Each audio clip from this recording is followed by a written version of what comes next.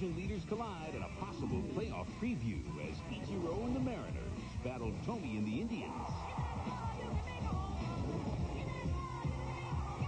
Fox Saturday Baseball this week. Pandora Gilboa, I'm Scott Brinkman. Along with me tonight is John Zerby. High school football week number 1. It's hard to believe, Zerby. It just seemed like it wasn't too long ago we were over there in Massillon watching Van Wert play and Canton watching them play. And we saw Van Wert over there, and we saw Coldwater over there, and some of us stuck around and we saw Marion Local play, and it's hard to believe that just like that, it's week 1. Everything that happened last year is for naught this year. Well, hopefully we have the same playoff contention that we had last year. A lot of good local teams. I expect to see some of the same things come this October, November. A lot of teams back where they were last season. Talking about playoff teams, we have 2 playoff teams tonight in the Pandora Gilboa Rockets under head coach Jim King and the Columbus Grove Bulldogs under second-year head coach Jerry Cooper. Let's take a look at our keys to the game. The keys of the game brought to you by Fox Television. John Zerby, what are the keys for tonight? Well, first for Columbus Grove, they got to play mistake-free football. That means no turnovers or do not give up a big play. They also have to win the line of scrimmage. If they do those 2 things, then they've got a pretty good opportunity of winning tonight's game. For Pandora, turnovers. Turnovers is a big thing in football. It usually decides a game. You know, if one team has 3 or 4 turnovers and the other team has 0, the team that's going to have more turnovers is going to win the game, or is going to lose the game. Second key for Pandora, both teams play very good defense, so they have to score when they have the opportunity. It might be 0-0 after the 4th quarter tonight. We might be going in overtime. 2 really good defenses. They've got to take advantage of the opportunities when they get them. Kicking off is the Pandora Rockets, and it looks like it's shanked off the side. The ball rolls around. They got to jump on it. And the ball's recovered there. 1st and 10 at the 35 for Jerry Cooper's team. I don't think he was too sure that he was going to get that ball. He maybe thought it was a punt, and then it kind of dawned on him there at the last second, and then he jumped on it there. You have to get the ball. Starting lineups for the Columbus Grove Bulldogs. They're going to start at quarterback number 3, Tate Mayberry. Tate's a 6'3" junior, weighs about 188 pounds.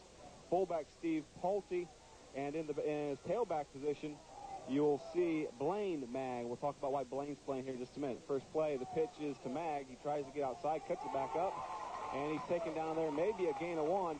Blake Mag is the player from last year who led Columbus Grove. He had 211 carries, over 1,300 yards, 12 touchdowns. But we talked with Coach Cooper before the game, and he said that Blake has some cartilage loose in his knee. He said if this was a playoff game, he'd be out there, but since it's early on, he's going to take the night off. We'll get to the rest of the starting lineup after this second down. Mayberry back to pass. He's looking at plenty of time. The ball is thrown. A nice catch out in the flat. That catch is by number 4, I believe, Kurt Thiesing, and it's a first down for the Bulldogs.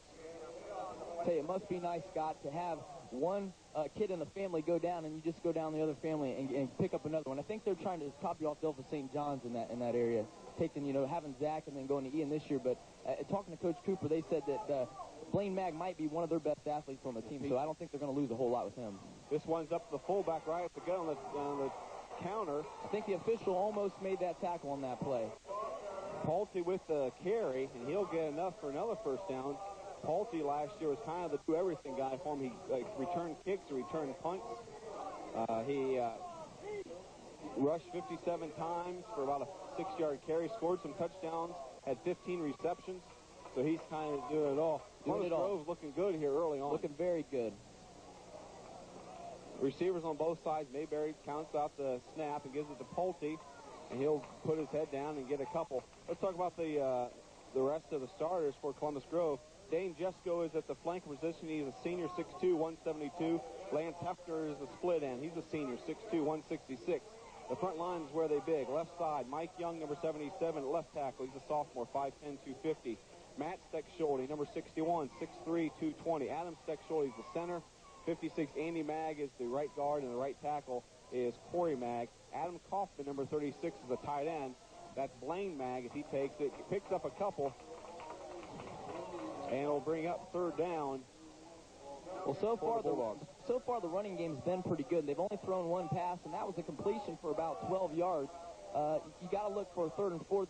They're probably going to throw the ball. As good as running game they have, you never know. Coach Cooper might decide to go with the run here. already first series of the season. It's 3rd and 4, down on the 35 of the other team's yard line. Big decisions already for Scott. Mayberry under center. He's calling out, and he takes it, and they run the option. This time Mayberry gets it, and he turns upfield. Looks like he fell forward for a first down. It will be a first down. That's second first down for Columbus Grove here early on, as we have a player down on the field, and the coaching staff will tend to him. You know what I think Columbus Grove is doing? They're running what is called, what coaches call the midline option. They're reading the defensive line. If the defensive tackle will come and make a block towards the runner play, the quarterback will keep it. He made the right read on that play, got it up inside that hole, gained about 6 yards. That's a first down. It's a great read by the quarterback. The injured player looks to be number 58, I believe, Shane Heckman. Shane is a 5'10 sophomore, 165 pounds. Big night all over the area tonight. You know what the scores are. You know what's happened tonight, but there's some huge games going on tonight. And John, week one, everyone wants to get out of the blocks well. It's games early on that can decide your fate in October. Exactly. You want to start your season off with a win because that might set the tone for the rest of the season. If you start the season off with a loss, you might have kids starting to hang their heads after one game, and that can accumulate into the rest of the season, you know. But if they get their first win in the first game, that could carry on, gain some momentum, and lead you on to a pretty good year. And for Pandora, what a tough start for them. Grove this week, Hardin Northern next week, and then they get right into the heart of the BVC. Well, they're a good team, and you know, if you're a good team and you're a good coach, you want to play other good teams. You don't want to play teams that you're going to roll over every week. So these are good tests for Pandora. Checked out the injury was to number 68, Michael Gill, as this time it's Pulte on kind of a counter play. He stopped that time. Nice tackle by number 6 for Pandora. That's Matt Nash. Nash read that real well. He wasn't fooled at all. He made one drop step, and then he shot right towards that hole and stuffed the fullback. Nice play by Matt Nash. Defensive starters for the Pandora Gilboa Rockets up front. Number 68, Michael Gill is the starter. He's one end. The other end's Matt Nash, who just made the tackle. The tackles, Seth Heitmeyer and David Lehman. The linebackers, Dan Benton, Kyle Forney, and Jay Tadina. We'll get to the secondary after this play. Grove looking good here, mixing up a little bit. Now they run it up the middle, that time to Blaine Mag, and he picks up a few more. It's going to bring up a 3rd and short. He sure don't act like a freshman. He puts his head down and goes full head of steam into that pile. I mean, that's got to be impressive and got to be encouraging for Coach Cooper already. I talked to Coach Cooper a few weeks ago, and he was telling me that he is maybe the best freshman that he's seen. And Jerry just doesn't come from this place. You know, he's coached a number of different schools. He was at Bath, he was at Hicksville, he was at Waynesfield, he was at Lucas. So when he says this might be the best freshman he's seen, he knows what he's talking about. That's Pulte in motion. Now Mayberry's going to roll out, trying to pass. He's going to keep it, put his head down. He'll pick up the first down. And the drive will continue. Last year, Mayberry, 38 rushes, 120 yards, and scored 1 touchdown. That's another thing. We've talked to Coach Cooper about the game. He mentioned Mag being one of their best athletes, but he also mentioned Mayberry.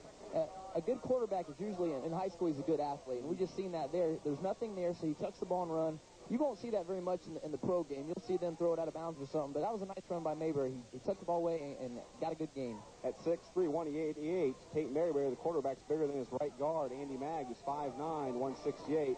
And that time they give it up the middle to Pulte. He picks up maybe 1. It'll bring up a 2nd and 9. Grove at the 16-yard line. Nice crowd tonight, Zerby, for a first game. The sun's shining. It's a great field to come to. The press box is nice. We got a nice view out over Pandora. We saw the farmers picking on the way up here. Oh, definitely. Great atmosphere. You can see all the people around the field already. The stands are full. The athletic director said earlier he didn't care if there were 17 rows behind there, that they were going to fill this place up, and they're coming to watch some good football. Looks like a double pass, and they throw it up there to Pulte, and the ball is intercepted, but out of bounds. It'll be 3rd down for Columbus Grove. I like that call by Coach Cooper. He went early. He decided to try to pull something out of his playbook that he would probably use at the end of October, but it was a good call. But Pandora was all over it. They read it right from the beginning, and the defensive backs both snuffed it out. Dane Jesko was throwing on that one. The intended receiver was Steve Pulte, but Jesko didn't have much on it. Kind of threw it up for grabs. So that brings up, I believe, a 3rd and 10. This time they're going with 2 guys on the right. The guy far right is Jesko. In the slot is Hefner. And they're going to roll out to the right is Mayberry looking, and he's sacked. And the ball is loose, and it looks like it's going to be covered by Columbus. and they'll keep it on 4th down. Well, they did the same thing they did a couple plays ago. They motioned to the trip side of the receivers, and they had the quarterback on a sprint out. Unfortunately, what happened was the running back blocked that defensive end right into the quarterback, and I don't think he was ready for it, and kind of ended up fumbling. Well, luckily, they recovered the fumble, and it looks like they're going to go for a field goal here, right, Scott? Dane Jesko will take the kick. He is number 9. Holder looks to be number 2 for the Bulldogs, and that's Ben Steckschulte. They'll put it down. It looks to be about the 28-yard line, be a 38-yard field goal. It looks good, and the kick is up, and it's good, and so the Columbus Grove Bulldogs strike first in the new season at the 6:12 mark. They make it 3-0 on the Commercial Bank scoreboard. Well, I'll tell you, we've seen him in the pregame punting the ball, and he looked like he had a great leg, but just seeing that field goal, 39 yards, that was a nice kick. And he cleared it by 10, 12 yards. It seemed pretty easy to him. We talked before the game with the coaches. So when you're talking close games like that, special teams, field goals, those are the type of things that can make a difference. Exactly. You know, the play before they fumbled, on any other team with not a good kicker, what they'd have to do is probably go for it. And most of the time, you're not going to get a 4th down situation. So then that would just turn the thing around, the change of possession, and Pandora would have the ball. Well, evidently, Columbus Grove, they got a good kicker. So they go ahead and kick the field goal. They're up 3-0. Good start for the first series. Very good start. 3-0 on the Commercial Bank scoreboard, and Jesko is going to kick it off, and the Bulldogs look to be faking something here. Early on, Zerbe, I have to imagine that as a coach, you want to show a little bit, but you don't want to show everything that you have early on, do you? Well, obviously, when it's not a conference game, you don't want to show too much. You want to stick to your base offense, your base defense, and that's pretty much it. Evidently, Coach Cooper, he's not holding anything back. He's going to throw it all at him right now. And now the Bulldogs spread out for a more traditional kick. I think they do those type of things just to trick the announcers. I think everybody in the stands knows better, but us two up here, we still get fooled by those type of things. Brett Seifer looks like he's going to take it. Another nice kick, too. Coverage is good, and he's ridden out of bounds right in front of our cameraman, Ronnie Coons, and the tackles by number 36, the tight end, Adam Kaufman. We look at the offensive stars for Pandora. They start with Joe Hostetler. Joe's a returning letterman. I believe he's a 3-year starter. He threw for over 1,200 yards last year, 12 touchdowns. He rushed for over 200 yards, so he's the complete package as team captain. His fullback is Dan Benton, the 6'1 senior. He's 185 pounds. And here's where the question mark is when we talked to Jim King before the game. Who is going to replace Nathan Amstutz, who ran for over 1,600 yards and scored over 140 points? It's going to go to number 2, Brett Seifer, the sophomore, 6 foot, 175 pounds. Looks like they'll run the option, and they're going to pitch it out to Seifer, and he is hit hard by number 3 from Columbus Grove. Tate Mayberry, he's the quarterback. Nice tackle. He held that ball as long as he could, and his read was quarterback to running back. He slid right from the quarterback and made the play on the running back. Nice play by Tate Mayberry. Up front for Pandora, the center was the guy who was injured earlier, Michael Gill, but he appears to be back in the lineup. Left tackle, number 74, Brian Karhoff. The left guard, or tackle, is number 64, Brent Kirsch. Right guard, 54, Seth Meyer. Right side, the big guy, number 77, Jerry Klima. Back to throws Hostetler, and he's bumped. There should be a flag, no flag. And the fans in front of us aren't real happy with that one. No, there was great protection on that play, and what I think happened was the receiver got his feet tripped up with the defensive back. You know, that's a questionable call if you're an official. You know, is it pass interference, you know, or not? And evidently they didn't think it was, so they're going to leave it as is, and you're not going to make every call every night. So the fans aren't ever going to be happy, so we'll just let it go as that. As a former quarterback, I thought sure you'd take the side of the offense. Well, I do. I definitely think that the flag should have been thrown on that play. No, I'm just kidding. Shotgun formation on 3rd and 19. He pumps. Hostetler does. He looks over the middle. That time it's caught. Nice tackle. And it'll be stopped. And it looks like they're going to have to punt. Nice tackle by Kurt Thiesing, the free safety, which brings up a 4th down. So Columbus Grove off to a good start. The offense controlled the ball for about 6 minutes. The defense, now it's a 3-and-out. They got a chance to get some things going here with the special teams. Well, I think even as Pandora's coach, has got to be kind of encouraged after that first series. The last two plays, the second and third down, they had plenty of time to throw. Mm-hmm. The quarterback's showing some great posure back there. He's standing back there. That last play, he threw for about 15 yards. But Columbus Grove they're playing pretty good defense out there. Hostetler's punt goes out of bounds. It's going to bounce around. It's going to drop, and it'll stay in Columbus Grove territory, about the 45-yard line. Great field position, like we went back to the kicking game, special teams, any kind of turnovers. This is the type of thing, a not-so-great punt gives Columbus Grove great field position. 1st and 10, Columbus Grove at about the 44-yard line. We talked, John, before the game, Jerry Cooper, this could be a big win for him. 200th win. He's coming to 199 wins, and if he can pull off the victory tonight, not only his Bulldogs get off to a good start this season, but he's looking at win number 200. That's quite an accomplishment for a high school coach, especially in the time he has been coaching. He hasn't been coaching for too long, so that's quite an accomplishment. Nice catch. That'll be called out of bounds by Lance Hefner. Threw it a little bit short. Hefner came back for. You see that more and more, John, in the game where the quarterback throws it short and the wide receiver can adjust, but the defensive guy doesn't. Well, the philosophy taught behind that is, you got both guys in motion. The receiver knows when the ball is going to be thrown. So does the quarterback, but the defensive back doesn't. So it's easier, instead of overthrowing the ball, just to throw it a little bit short so the receiver can stop, catch the ball. You see Randy Moss do that a lot for Minnesota. It's kind of the thing that a lot of these offenses are going to. I could throw the ball to Randy Moss, Derby. I think you could, Scott. It would be ugly, but I think you'd get it there. Of course, if I threw it, it'd be pretty ugly, too. So probably from my backside is what it would be. It's 3rd and long for the Bulldogs. Sounds like a passing situation. So far, Tate Mayberry, the junior, didn't start last year because of the injury bug that just rampaged through Columbus Grove last year, and already with the Mag injured. But Blaine Mag's doing so far a good job. Mayberry pump fakes. He's throwing for a loss. And the sack that time is recorded by number 5, Jay Tadina. And Jay plays outside linebacker, so he was blitzed on play, and Mayberry couldn't get around him. I think he held on to that ball just a tad bit too long. I think it was only a 3-step drop and throw. Pandora's defensive backs had Columbus Grove's receivers covered extremely well. Mayberry looked back there. He couldn't find anything, and Tadina came in and made a nice play. That's encouraging for Pandora. They've got to be feeling good after this series on defense. Punting away will be Dane Jesko. He averages 38 yards last year, so he's going to be punting away.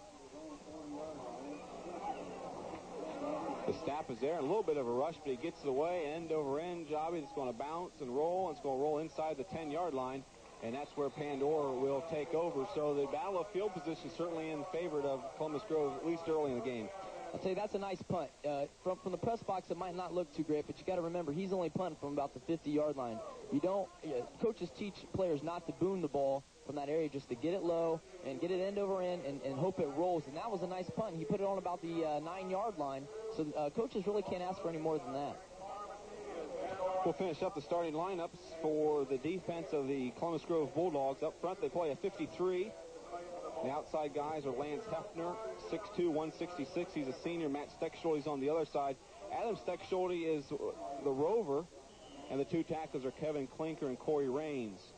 Linebackers Tate Maryberry, Andy Mack, and Adam Kaufman. That time, Hostetler's back to pass. He's got a guy open, and what a nice catch.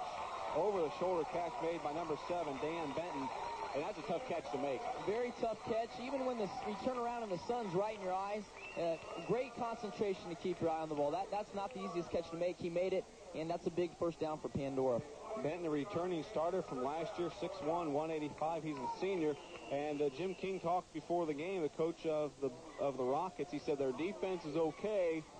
He likes the way the defense is going. The offense has to, catch up with them. I have to think, Zerby, early on, the defense is ahead of the offense. Exactly. You have a lot more things to put in on offense. Defense, there's a lot to put in, but it's a lot easier. So offense is always going to be a little bit slow. Another pass out to Benton, out in the flat. Loses a couple that time. You'll notice Pandora, they go to the I formation, more of a traditional high school look, and then they go 5 wide shotgun. So they're showing Columbus Grove the whole package. Well, I think a lot of coaches have watched St. Louis and they've watched Purdue the last couple of years and seen how productive the 5 wide is. It's tough to cover, you know, when you have a linebacker covering a 5'8" guy who can run a 40 and 4.62. You know, it's tough to do. So a lot of these coaches are doing that now. That they like the traditional pro offense. With the tailback, you know, we talked about that earlier being questionable for Pandora. But good teams, they reload every year. You know, Pandora's been good season after season, so they really shouldn't have too much of a problem this year. Now we see them line up in pro I formation, and they go to the 5 wide, and they'll run the option to the right. And Grove read it perfectly that time. They make the tackle, so it's going to bring up 3rd and long. You're talking about the success of the Rockets. 96, they were BBC runner-up, and they made the playoffs for the first time in school history. 97, they were BBC runner-up. 98, they are the co-champs for the first time since 1980. They qualified for the playoffs. In 99, they were the BBC champions, and they had their first playoff victory over Ayersville. And in the last year, they were BBC runners-up, and they qualified for the playoffs. So you're talking about success over the last 5 years, which is second to none in the BBC. Hosteller back to pass.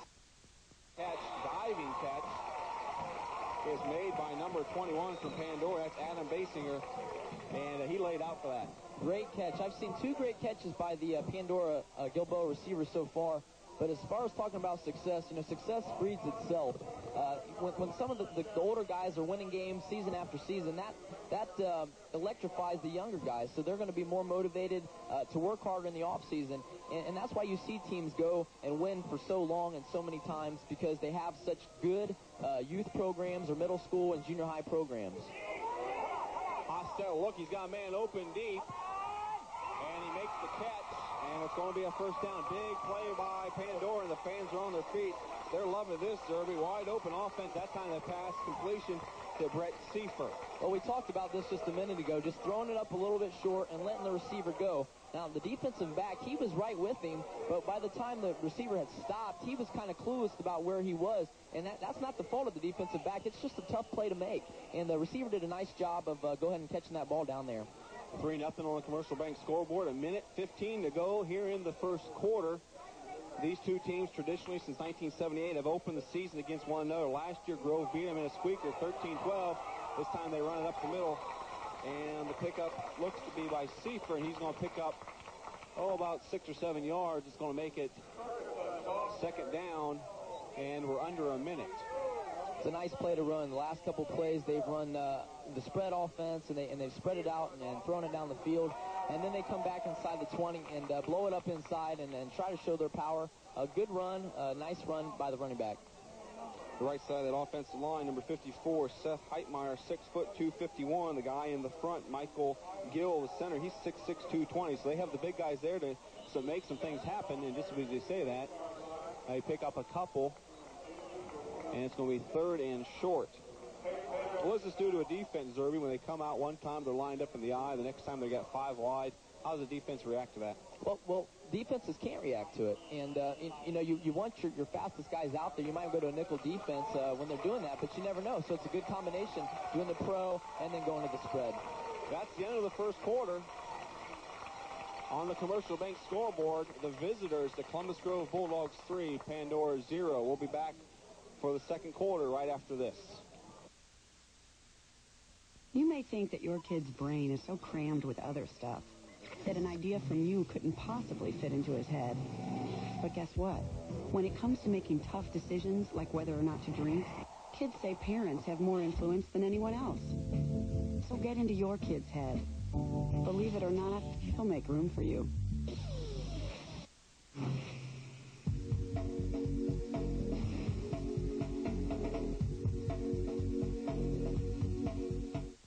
We started out as a little old bank, but as your needs got bigger, so did we. And we're still growing. And we want you to know that today, we can serve every single financial need that you and your family have. But we also want you to know this. We'll never get so big that you can't get close to us. Stop by the Fort Jennings State Bank, where old-fashioned banking never went out of style. It's an absolute August closeout at Ottawa Chevrolet. $201 under factory invoice on every 2001. That's right, $201 under invoice. Plus, you keep the rebates up to $4,500 with interest rates as low as 0%. Hurry to Ottawa Chevrolet. Absolutely every 2001 must go. $201 under factory invoice on every 2001. The absolute August closeout at Ottawa Chevrolet. Mixing it up on the offense, the Rockets are knocking on the doorstep. They have the ball 3rd and 1 at the Bulldogs 8. Zuri, what do you think about those Columbus Grove new uniforms? I tell you what, I think they're pretty sharp. Talking to Coach Cooper, we walked out there, and those things were gleaming white and gleaming red. We had to ask him about them, and he was pretty impressed with them, too, and so am I. They look nice. He talked about making the playoffs. And when you make the playoffs, your school gets a little bit extra money, and this is the direction that the Bulldogs went, and those are some pretty nice uniforms. I know Jerry's hoping they're not white the whole day. He wants to see them some little bit of grass stain and things in there. If they go home as clean as they were when they got here, then something's wrong. And he doesn't want to see the grass stains on their back. I don't think so. Exactly.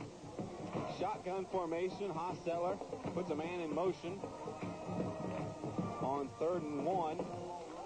He's looking. He pump fakes. Now he has to scramble. He tries to throw it, and the ball is incomplete. Nice pressure that time put on by number 64, Adam Steckschulte.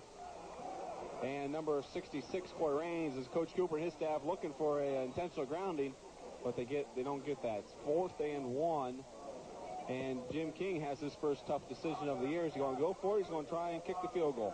Well, they're lucky to be in the position that they're in because Hostetler did a nice job of getting rid of the ball.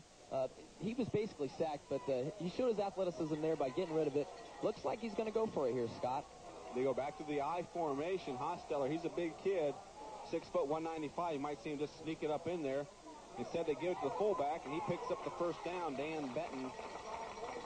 He'll pick up the first down to about the 5. He'll make it 1st and goal. That's a good confidence builder for the team. The coach says, we're going to run it straight inside. We're going to say our guys are stronger than your guys. We're going to pound it up in there, and we're going to get the first down, and that builds confidence within that offensive line. They start believing that they can blow the defensive line off the ball, then they're going to continue to do that the rest of the game. Michael Gill, the center. He's the captain. Brian Karhoff, the left guard, 5'11", 174. Guys like that making room for Benton to pick up the first down. Now they run the pitch. He cuts it back the other way, and Brent Seifer walks in the end zone untouched. Nice cut by Seifer. He's seen the hole, and the hole open backside. I think Columbus Grove over pursued a little bit. He cut backside, untouched. Touchdown, Pandora. Great vision by the sophomore. Coach King talked about who's going to step up in the tailback position, and Brent Seifer right there said, it's going to be me, Coach. Well, that's promising right there to see a sophomore read a hole like that. A lot of sophomores will just follow the flow, will go with the play. He had the vision to look back, cut back against the grain, and he scored. Nice play. 6-3 on the Commercial Bank scoreboard. And now they're going to try the extra point. Gill will snap it. Adam Basinger will kick it, and Hostetler will be the holder. And the extra point is up, and it's good. It makes it 7-3 on the Commercial Bank scoreboard. Nice drive by Pandora. They mixed it up. They got some big plays. They used a little smash mouth when they had to. We saw the whole package right there.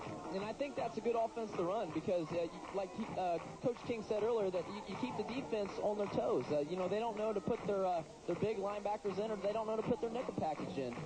So when you run a constant variation of offenses, it's obviously going to keep the defense on their toes. Pandora finished up last year 8-3. They were co-champions of the Blanchard Valley Conference. And for the Columbus Grove Bulldogs, they finished up the regular season 9-3, 7-2. They finished second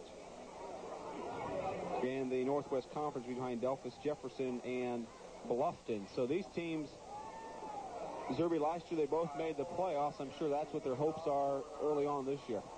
And we've seen a lot of young guys out there, and a lot of the names we've read have been sophomores and juniors and a couple freshmen. I mean, that's got to be promising. When you have the younger guys coming through, carrying on the great tradition both these schools have, it's promising for both programs. As I said, last year, Grove knocked off Pandora in the squeaker 13-12. Year before that, it was 20-13 in favor of the Bulldogs. Year before that, 20-12 in favor of Pandora. In 97, 21-14 in favor of Columbus Grove. Hasn't been since 1996 since Pandora's won here against this Columbus Grove team in the first game of the year. But it's worth pointing out that Pandora's pretty tough when they have teams here. Nice return that time by Lance Hefner. Takes it out past the 30-yard line. Well, I think it's always a given that Columbus Grove's going to be good. They just breathe football over in that town, and they've always had good programs. And Pandora's the same way. They've gotten better and better each year. Now their program's to the point where they expect to go to the playoffs each year. And when you expect to go to the playoffs each year, you have a lot of high expectations, but you also have a good team. If you expect to just go 500, then you're probably going to go 500. But if you expect to get to the playoffs, then you're probably going to make it to the playoffs. Since 95, the Rockets 24-3 when they're playing at this stadium, so that tells you a little bit what home field means. As the ball is loose, and it looks like it's recovered by Columbus Grove. An alert play there by one of the Bulldogs. Adam Kaufman, the tight end, gets the recovery. Well, that's twice now Columbus Grove's fumbled, and they've recovered their own fumble. Now, we talked about turnovers, and we're probably going to keep coming back to it. If they would have fumbled right there and Pandora would have recovered, they would have had the ball on about the 31-yard line. So turnovers are a big thing, and we can't stress that enough. Brings up 2nd and 10 from the 31. Grove has two receivers out here on the near side. Mayberry under center. Now in motion is Jesko. And he rolls out, throws. The ball is intercepted and back the other way. And the ball is fumbled. It's loose, and it looks like Pandora has it. The interception that time by number 5, Jay Tadina. And Zerby, you hit it right on the head. You talk about turnovers, and we see one. Well, they're vital. I mean, you cannot replace turnovers at all. And the biggest thing about turnovers is the change of the possession. Another team is pretty excited after they've made a turnover. They usually have the ball in good field position, but the team that did make the turnover, they're usually pretty down about it. So now with the momentum, Pandora's going to have to run the ball or get the ball in the end zone somehow or another. And we talked about how critical it was for scoring. The defenses are both extremely good, so you got to take your chances when you get them. Hostetler under center. This time he looks like they're going to run a reverse. They fake the reverse. They got a guy running to the post. Now it's intercepted, and he's got some daylight in front of him. And he looks like a little speedster, too. Nice run, nice jump. Nice that time by Thiesing, and they answer right back, and he takes it out past midfield back into Columbus Grove territory. So the teams exchange turnovers. Really no harm done except for Columbus Grove wins the field goal battle. Or excuse me, the field position battle. Well, actually, that turnover turned out to be a good thing for Columbus Grove. If you ever want to say a turnover is good, I don't think you ever want to. But they bounce back real well. Coaches teach that. They teach that after you've made a turnover to bounce back from it. Don't just keep your head down and let something happen, because good things can happen once you bounce back. There's always another play in football. Always something else is going to happen. So you got to forget about the last play and move on to the next play. Mayberry, wide receivers wide. They come back this way. They slam it in the middle to Steve Paul. Paulty breaks the tackle, and he's going to score. And he's going to go 48 yards for the touchdown. Steve Paulty makes it 9-7 on the Commercial Bank scoreboard. Just like that, the momentum, John, is switched twice, and the Bulldogs are back up on the scoreboard. Oh, it's good coaching. Obviously they were down. Pandora had the ball on their 21-yard line. They could have easily hung their heads and let Pandora score, but no, they kept their heads up, and in 2 plays they score. Paulty rushed for 3 touchdowns last year, and this year already he's got himself one as they're going to attempt the extra point. Jesko will attempt the extra point, and so the Bulldogs answer right back. A little bit more high scoring than what the coaches led us to believe before the game. Well, here we thought it was going to be 0-0 come fourth quarter, and boy, were we wrong. It's 9-7 already here in the second quarter. Lights come on here at Pandora as Jesko is going to attempt the extra point. The holder is going to be Ben Steckschulte. And I think there's a flag down on the play already. First flag of the preseason, delay of game against, has to be against Columbus Grove, I believe. So they'll make it a little bit longer of an extra point. And that penalty really shouldn't hurt Columbus Grove with the place kicker they have in Jesko. He's got a good foot on him, so it should be just a little poke for him. But obviously, as a coach, you don't want to see those, because that could carry on into your next series on offense. So Steve Paulty making early bids to be our Commercial Bank player of the game. I think Pandora just jumped off sides there, or encroachment on that play, so they're going to move it back up about 5 yards, I think, Scott. Right back to them. They're just going to trade penalties, trade turnovers. I think they're both kind of on the same page. You see a lot of these things early in the season, teams making turnovers, making mistakes they shouldn't be making. That's what the first games are for. Well, a few years ago, they had 3 scrimmages. They knocked that down to 2 scrimmages now. And for a year or two, this was kind of almost, in a sense, a third scrimmage for many teams. Usually it's a non-league game. Usually it's against a rival. But you still are trying to work out some of the kinks that you have. As Jess goes extra points off to the left, it keeps it 9-7 on the Commercial Bank scoreboard. Well, I think even in the last couple of years, Scott, they've only had 1 scrimmage that the OHSAA has allowed them to do. And I think about 3 weeks before football was actually supposed to start the season, the OHSAA said, okay, we're going to allow you to have 2 scrimmages. So a lot of teams weren't prepared for that and didn't scrimmage 2 teams. Teams that were close to each other could say, hey, we'll come over to your place. You can come over here and scrimmage. But if other teams are booked, a lot of these teams might have only had 1 scrimmage where others had 2. And we've seen at times you want to scrimmage someone who's going to be competitive with you, and it's tough sometimes to find that, especially when you don't have much notice.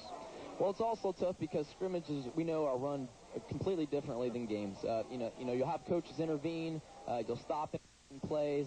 You might have a few times where you'll go down in distance, but not very many. So, the first game is always, no matter how many, you can scrimmage 20 times before the season starts, you're always going to have some pre-game jitters and some kinks to work out before the things get going. Next week, Gus, Carl Metzger will be back. Next week, we're going to be over at your school. That's right. Over at Elida. We're going to watch the OG Titans. They're supposed to have a good team this year. Yes, they are. Against the Elida Bulldogs. And what do things look like at Elida this year, and how do you see a match with OG? Well, obviously, as a coach, you're going to say we're going to match up well, and I think they will. OG is always pretty strong, but, the WBL is so competitive. You can't go 1 week without having to play a good team, no matter what team you are. So, no matter how the game turns out, it'll be a tough game for both teams.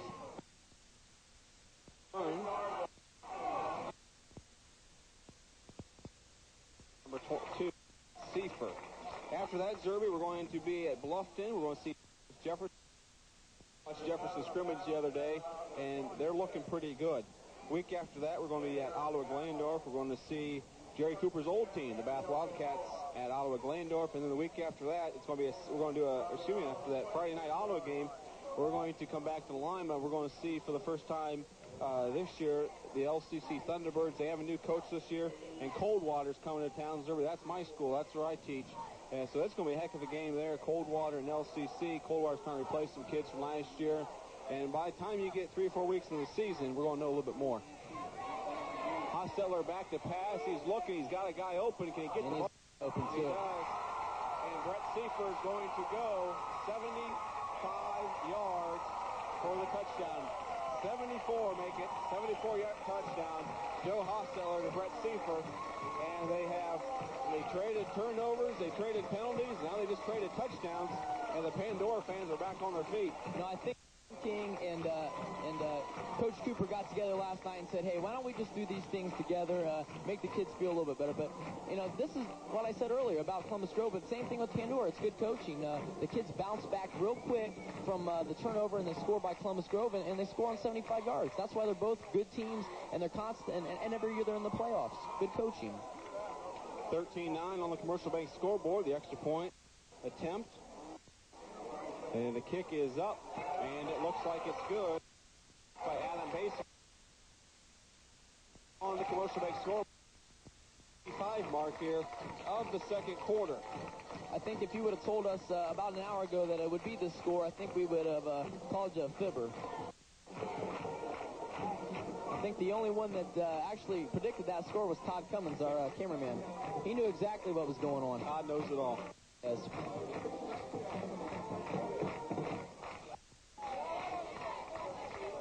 Other games you'll see on Fox this year, we're going to have Delphus Jefferson. We're going to see him against Ada. We're going to see Spencerville and Allen East. We got a big one on Friday, October 12th.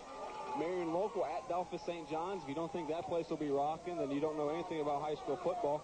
The week after that, we'll be at Lima Senior on October 19th to see Archbishop Moeller make that long trip up I-75 to take on the Spartans. And then the following night, Patrick Henry is going to take on LCC. Week after that, we'll be back here in Putnam County. Liberty Benton at Lipsick. And we're going to finish up the high school season on a Saturday night. Coldwater Cavaliers at the Delta St. John's Blue Jays. Last couple years, that has determined what the MAC is all about. I'll tell you, I was in Florida a couple years ago, and it was a Friday night, and I went to a high school football game down there, and I bet there was merely 200 people at this game. This area is extremely good for high school sports, and I don't think people realize that a lot. These sports are extremely good. People really take this seriously, and that's great. School gets in the way of sports sometimes, Irby. I think so. Run Great back, return. Yeah, back up the middle. Big play after big play. Blaine Mag takes it out near the 40-yard line, making it a 37. And that's where the Bulldogs will set up shop, 1st and 10. They have it marked. Well, we'll see how Columbus Grove responds to the touchdown from Pandora. They bounced back pretty good from that last turnover, but we'll see how they bounce back from this the previous touchdown. Jerry Cooper in his first year last year, 9-3. He's got a career record, as we said, 99 wins, just 50 losses.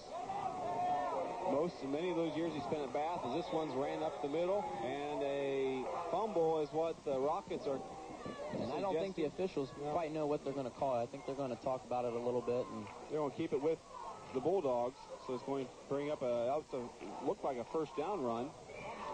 It's early for the officials, too, isn't it? Who do we have as officials, John?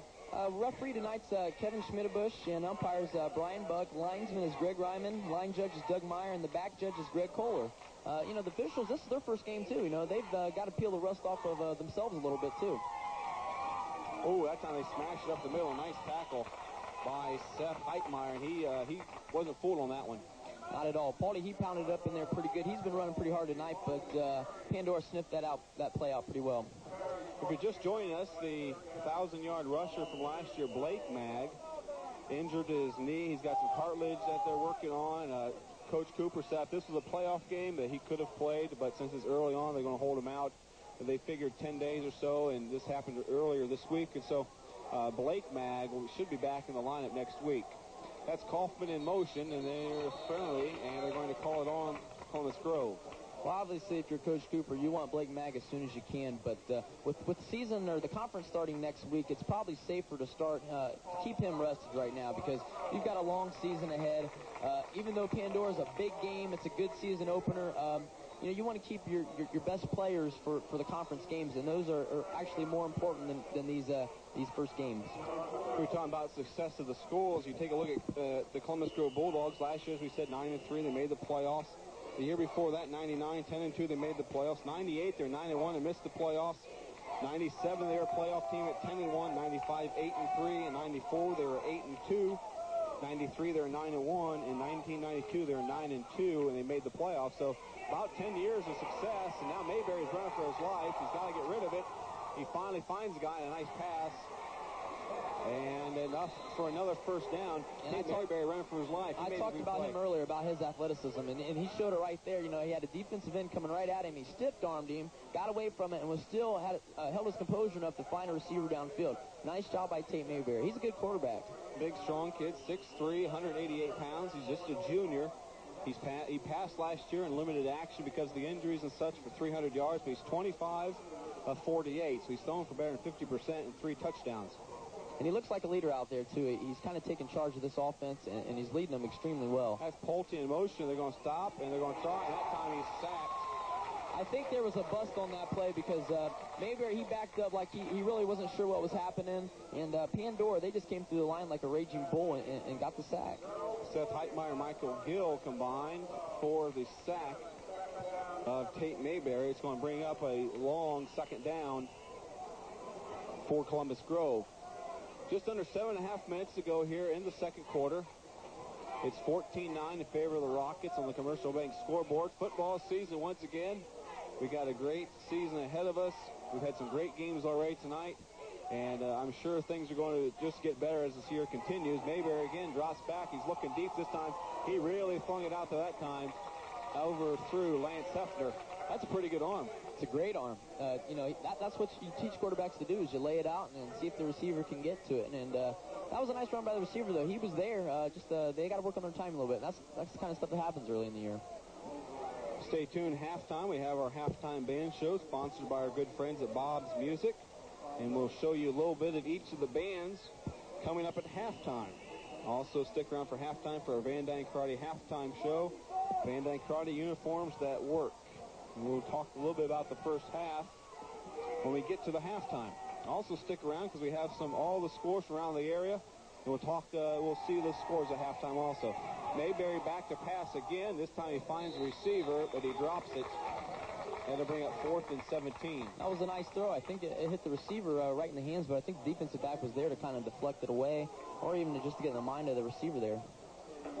And even if he had caught it, he was still 10 yards short of the first down. So the Rockets, good job on the offense that time as the defense comes off the field and they get a nice hand from the coach.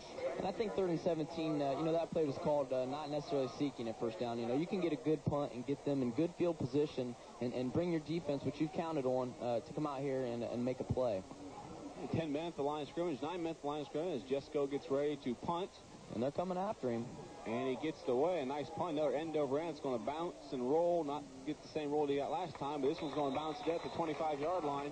And that's where Joe Hostetler and the Pandora Rockets are going to set up shop. And it looks like Coach Jim King is asking for a timeout. And I was just going to say that, Scott. We haven't seen a timeout yet.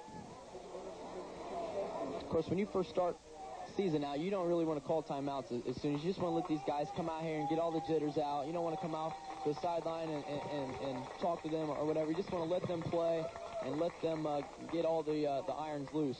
It's a hot, humid night. The sun has just, in a sense, going down, starting to cool off. It looks like Coach King called that timeout just so his kids get some water. We've got a lot of kids playing both ways. They haven't really played a whole game yet, and so this gives them an opportunity to kind of down and relax and take a deep breath. Well, by August weather, it's really not that hot outside, but for those guys down there on all those pads and uniforms, it's pretty warm. And you see that the sweat coming through a lot of the jerseys down there, they probably needed a well-deserved break. And you got the cheerleaders in long sleeves. I can't explain that one, Scott. You probably know more about cheerleaders than I do. I know in November we'll be wishing for weather like this. Yeah, we will. Football, you start out in about 85-degree humid weather, and you end up in about 20 degrees and blistering cold. You can see there one of the Pandora coaches putting water on Seth Heitmeyer as he, I think that was just a timeout for everyone to kind of cool down a little bit. Well, the kids, they went through 2 days, which are hot. Sure. But, no matter how much a coach asks them to put out in practice, you still put out a little bit more in games. Sure. And these kids probably aren't used to that. They're not in game shape yet. No matter how much conditioning you do during 2 days, you can't quite get to game shape until you actually do it. And with the tragic deaths we've seen this summer at the pro, college, and high school level, everyone is aware conditions are as far as the heat goes. And hats off to Jim King for calling timeout to get his team rested up a little bit. Of course, you can't take them with you. They don't carry over, so you might as well burn them. That's right. Hostetler's pass out in the flat. And now we got something. Now it's a jailbreak.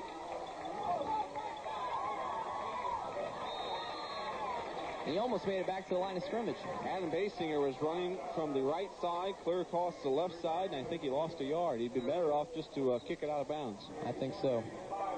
That's going to bring up a 2nd down and 11. Of course, last time when they were at the 25-yard line, they just calmly Hostetler threw a 75-yard pass to Brett Seifer to make it 14-9. So this is nothing for the Rockets. Well, I think Columbus Grove was ready for that one. I think they expected pass. They weren't expecting it the last series, so they obviously were expecting it this series. You got trips on the right, 3 on the right, and Hostetler back to pass again. The guys are running out. Now they kind of hook one in. That ball falls incomplete. The pass was intended by number 5, Jay Tadina, and a little bit low, and Jay couldn't get down and get it. They ran the trips to the right side, and what they do is they have the inside and the outside, or the 2 inside receivers run straight down the field, and the outside receiver he'll do it's called an under route. He'll come and he'll run underneath his other receivers, and hopefully he has some area. Now he was open, and the quarterback just threw it a little bit low. 3rd and 11, 6 minutes to go here in the first half. Hostetler back. In the shotgun again, looking, and he throws, and that time is complete, and he stepped out of bounds. Nice catch that time by number 7, Dan Benton, and that will pick up the first down, I believe, for the Rockets. I'll tell you, if he wouldn't have stepped out of bounds there, he would have been gone, because that was a nice play. I think the Columbus Grove defensive back nudged him out barely, but he was scored definitely. Hostetler, he's got a lot of good composure back there. You know, he don't get rattled real fast. He stands back there. He reads his defense, and then he throws. You can't really ask much more out of a high school quarterback. We're on a little bit later than usual this week because of the NFL game that aired tonight. So next week you'll catch us at 11 o'clock sharp. Now time they run an inside pass and a nice pass to Seifer. And although it looks like a handoff, it goes down as a pass because it's forward. So Hostetler, another pass this time, and picking up more yards. Coaches call that either a reverse option or a shovel pass. I like to call it more of a shovel pass, but that was a nice play call. They'd spread everything out. Columbus Grove's thinking pass, and then they run it up inside and shovel it to the running back. Nice play. This time Jerry Cooper with the timeout. That gives us a chance to remind you that at halftime you'll see the Bob's Music Band Show, and stick around for the Van Dyne Karate Halftime Show. Both of those coming up at the half. At 5:49 to go here in the first half. On the Commercial Bank scoreboard, it's 14-9 in favor of the Pandora Gilboa Rockets. Also like to thank our friends at Cappy Sports. Call Cappy's. They're under new ownership for all your imprinted sports needs.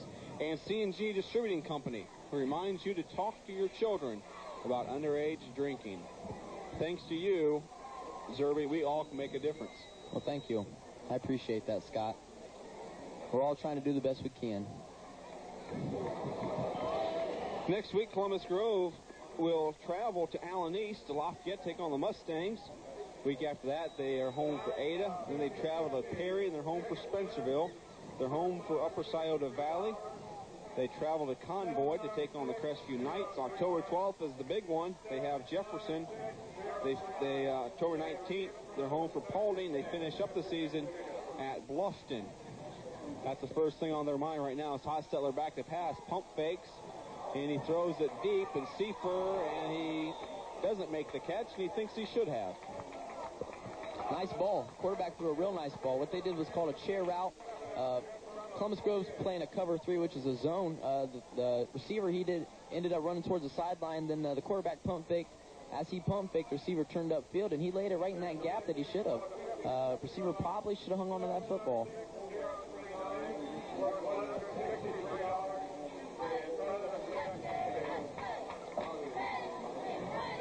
Second and 10, ball at the 48-yard line, just inside Pandora territory. Just inside Columbus Grove territory. Check that. Hostetler puts a man in motion. They're back in the shotgun. Good protection again. Now it's starting to break down. And they decide to meet at the quarterback, and Hostetler goes down.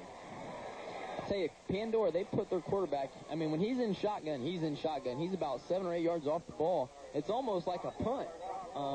Columbus Grove, they have a long way to go get him. So when they do get him, that's a credit to the defensive lineman, because that's a long way to go get that quarterback.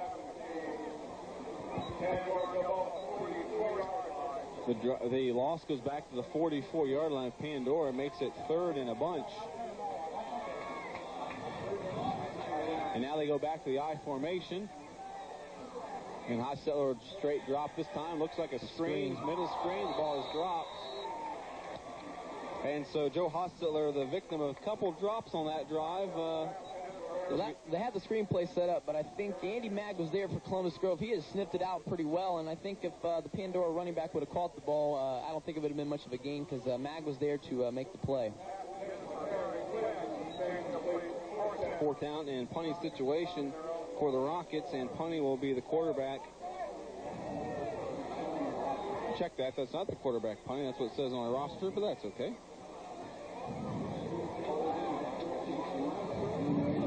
And the punt almost got him. And the ball is going to bounce. And he collects it, and he almost drops it. Steve Pulte playing with fire there, but he hangs on to it. And the Bulldogs will take over at the 4:50 mark. 14-9 on the Commercial Bank board. We've seen that a few times already on kickoffs, on punts. Early in the season, players aren't real sure what to do, even though the coaches stress it at practice. And when it comes game time, all of a sudden it's a new thing for them, and it's tough to think about.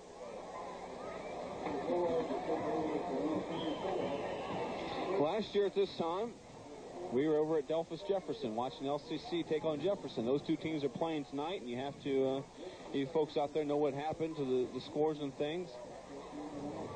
And now it's the Bulldogs' turn. They smashed it up the middle. Nothing happening there as the Rockets defense wasn't fooled that time. Scott, I heard a nasty rumor that said that Delphos St. John's has moved up to Division 5 this year. And if I'm correct, Delphos Jefferson's also in Division 5. What do you think could happen down the road if those two teams met up? They're in the same region. That region's pretty tough, though. When you look at the teams that are in that region, I can't tell them to you off the top of my head, but it's going to be one of those regions where I wouldn't be surprised if the state champion comes out of that region. Now you have Jefferson and St. John's. Those two teams could really hit it off in a regional final, and that would be something else.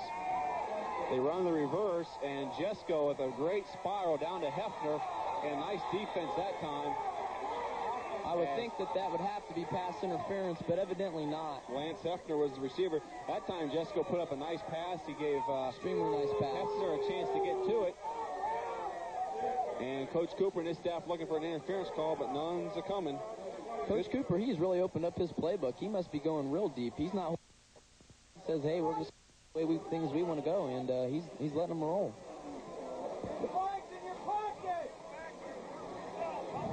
All the fans not real appreciative of the effort the referees are putting forward tonight, Zerby. For some reason, out of all the football games I've been to, they've never been appreciative. And I don't know why. Those officials are just, they're humans, They're doing the best they can out there. The problem is they put them in stripes and everyone can see them. They should put them in camouflage. I think that'd be a better back idea. to pass, and I tell you what, he threw that one up a long ways, too. And out through his receiver, that time Lance Hefner. Well, I think what they're doing is they're just going to give Mayberry a three-step drop, and they're just going to isolate that split in out there with the defensive back, and he's just going to throw the ball up and see if he can get under it. And last couple times he's overthrew him. Hefner's a big kid, number 87, the split end from Columbus Grove. He's 6'2", 166 pounds. He's a senior. He's a captain. So when they're going to throw it up to someone, they know which direction they're going to throw it. And I'm surprised he's overthrew him a couple times. We talked earlier about the quarterbacks throwing the shorter passes so the receivers can come back to him, and we've seen that work so far. So, maybe that's what they're trying to get to. 4th and 12 from the 22. Jesko in to punt. And the rush again. This time he gets it off. No problem. A little bit more of a hang time with that one. And the tackle's made by Andy Kaufman. A nice return that time. Looked like number 21 from the Rockets. And that's Basinger. Well, he shook about 3 guys, and he gained about 10 yards, so that's a great return. There was absolutely no blockers there to help him, so everything he got was on his own. It looked like the punt coverage team was such a big hurry to get there. They didn't get there under control, and they kind of blew right by him. Well, I think what Columbus Grove was probably thinking was the last time they punted, they put everybody on the line and said, hey, we're going to go after him. And this time I think that they had kind of expected that, and it didn't happen, so they didn't have anybody down there to cover. Hostetler has 3 on the right, 2 receivers on the left, and he's in the shotgun formation. He drops back, and they find a nice little short pass pattern there. A nice catch by Dan Benton. All Benton did was ran out about 4 or 5 yards, turned around, and put his hands up, and he was wide open. Well, that's what the spread offense is for, to spread them out and throw these short, dinky passes 5-6 yards down the field, and just to kind of nip and tuck away at them all the way down the field. I'm surprised we haven't seen more of that. We've seen a lot of long throws, and the spread offense is meant to only throw those short passes. 14-9 on the Commercial Bank scoreboard. Just over 3 minutes to go, and now Hostetler rolls out, and he throws. A nice catch that time by Basinger, and a nice tackle that time by the Columbus Grove Bulldogs. There's a flag on the play, and we'll have to sort that out before we see what's going on here. That was a nice throw by Hostetler. He had a guy in front of the receiver and a guy in back of him, and he had to lay it just right in there. He had to put a touch pass, and he laid it right on the numbers. That's sometimes a tough pass to make when you're rolling out and you have to throw it across your body. It's extremely tough because when you're a right-handed quarterback and you're rolling out left, it's tough to turn up field, square your shoulders, and hit that receiver, but he did a really nice job of it. Of course, the line has to do their job, too. If you have somebody coming at you, it's a lot harder to square those shoulders up. And we're trying to sort out the flags. The officials are still talking to see what's going on. And it's like a press conference out there. I think maybe they want the instant replay. I don't know. Do we have that up here? Do we have that in high school football, Scott? We will. Okay.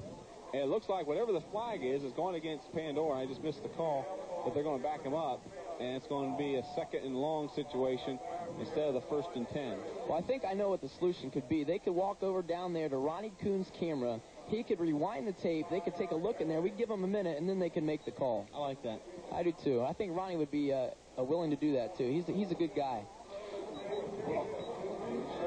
It's going to be a 2nd and 11, about the 40-yard line.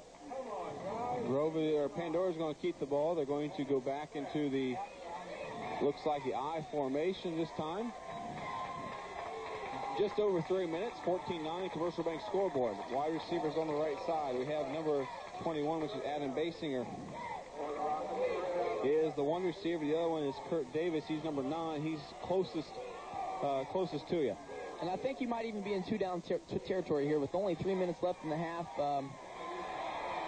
That's the same play they ran for the touchdown. Yeah. Brent Seafer, and that time Columbus Grove knew it was coming. Columbus Grove wants a timeout right now. They want the clock to stop. Obviously, Pandora's probably going to punt here. And the cutback lane wasn't there that time, so it's going to bring up a 4th down about 9. And I think you're right that it would be smart to punt here. You know, you don't, even with 2:54 left, if you don't get it, that's a lot of time for the offense to run. Even if they're on the 1-yard line, that's a lot of time for them to get downfield. So it would be smart to punt. Try to get it out of bounds inside the 20 somewhere and have good field position for your defense.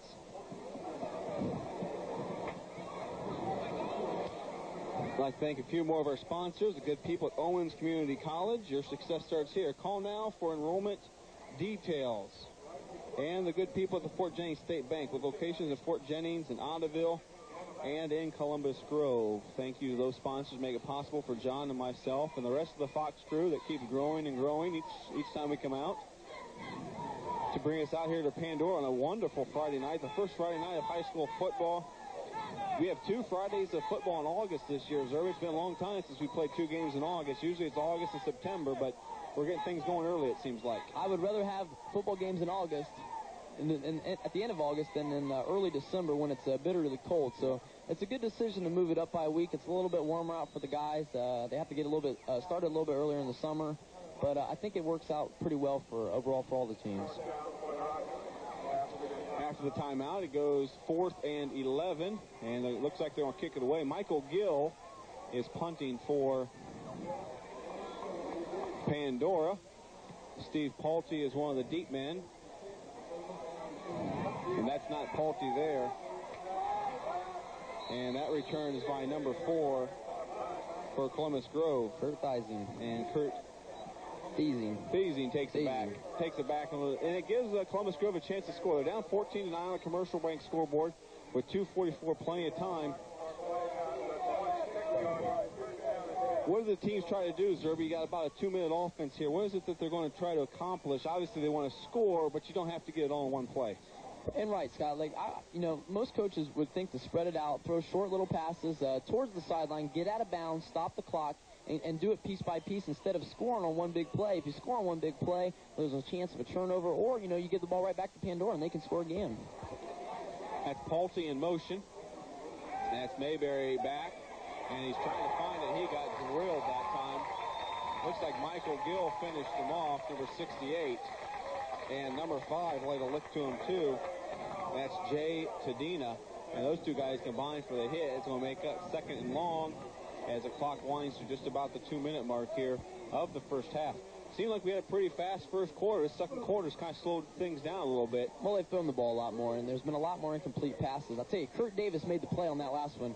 Mayberry looked for his running back coming out of the backfield, and Davis is right there, so Mayberry had to turn and look. By the time he looked, the defensive lineman over there to make the sack. 2nd and 16, ball on the 20-yard line. Paulty in motion again. Looks like about the same play. This time they drop it, fumble, and there's a mad scramble for it. The officials are trying to get in there. Pandora thinks they have it. It's the officials that have to make the final call, though, as they try to. And the Rockets have it. A big turnover late in the first half, just under 2 minutes. And the turnover bug bites the Bulldogs once again. Well, this one's going to hurt because they're real close, and they've got 1:57 left on the clock. They've responded pretty well to the last turnover, so we'll see what happens here. Turnovers, we talked about, and we're going to keep talking about it. They play a pivotal role in the outcome of most football games. At halftime, John will also take a look at the keys of the game and see how the keys of the game are been faring here in the first half of this high school football game. We'll also get a chance to take a listen to both of the bands And the Van Dyne Karate halftime show. We'll try and take a look at what happened here in the first half. And also you have a chance to look at all the scores from around the area. Hostetler back to pass. Blitz this time. He's got a lot of people in his face. It looks like they're going to run a screen pass. And the intended receiver was fairly close in Brett Seifer. But he just trying to throw that one away, saved his skin. And he saved a lot of yards, too, by getting rid of the ball. If he would have taken the sack on that play, he would have about 15 yards from where they are now. So Hostetler did a nice job by getting rid of the ball. That's a tough play to make when you got a defensive guy coming full steam ahead and you're just standing there on your back. It's a tough throw to make, and you know you're going to take the hit, so you got to get rid of it. That's why I always say quarterbacks are the toughest guys out there. I don't know why you're laughing for that, Scott. Shotgun formation again. He's going to run the option. He's going to keep it, run up the middle. He's going to get hit. He's going to crawl ahead. Nice pickup that time by Joe Hostetler. As the Rockets are just kind of, like you said, just kind of moving away, trying to pick down to give them a big lead here before we head into the halftime. Some other games of interest tonight that you already know the scores of. Concerning some of the area teams, Findlay is at Elida, Indian Lake is at Shawnee. As we said earlier, Jefferson is at LCC. The Lima Senior Spartans are on the road tonight up in Toledo. Coach Kemper in his first game, and wish them the very best. As Hostetler now back to throw, looks over the middle, throws that one into traffic, and the ball drops incomplete. As the flag is not thrown, Dan Benton kind of looking for the flag, with the referee saying no. That'll bring up a fourth down. About 4th down and 4. Last time they were in this situation, they went for it, and they ran the dive, and they picked it up. This time we're going to see what the decision is. They're taking their time. It looks like Coach King is going to call timeout, and they're going to discuss this one. They don't want to make a bad decision here. Well, you've got a good field goal kicker. We know that. He can kick the ball. But also, if they don't get the first down, a minute 13, probably a minute 5 left in the game, it's a long way for Columbus Grove to go. So, you don't hurt yourself by going for it, maybe not getting it. But then again, you can get the 3 points if you go ahead and elect to kick the field goal. So it is a tough decision, and they're going to take some time to think about it.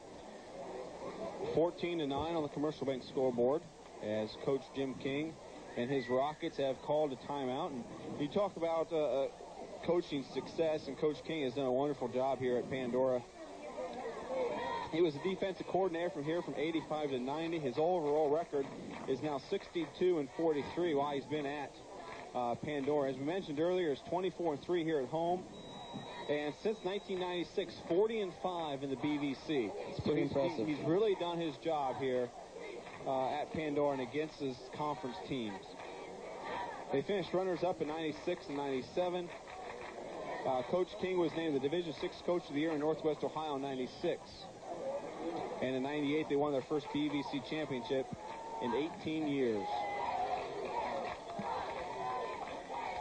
And it looks like they're going to be good for a long time. We've got a lot of young guys out there playing.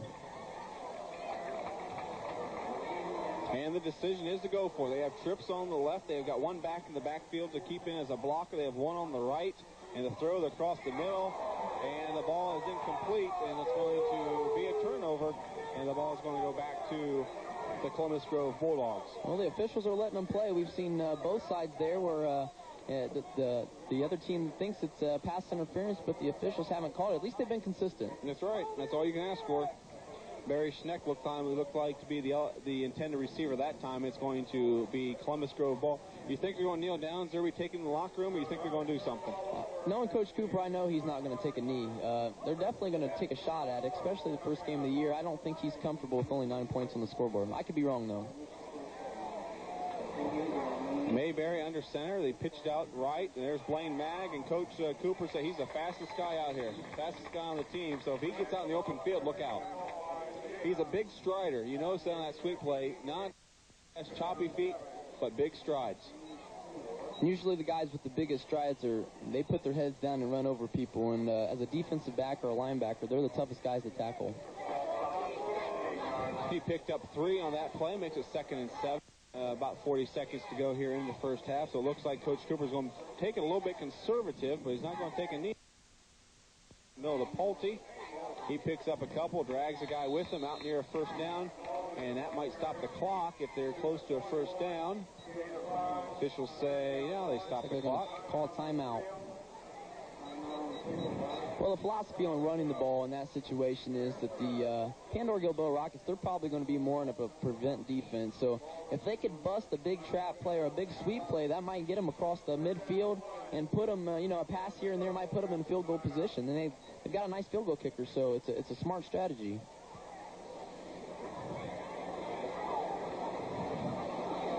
Halftime approaching, 21 seconds to go, 14-9 on the Commercial Bank scoreboard. As the fans have really settled in, we see people standing all the way around. We've got kids playing out there. We've got people watching. I see grandparents. I see people in reclining chairs. Fans in the stands. The bands are ready. It's like mid-season form, Derby.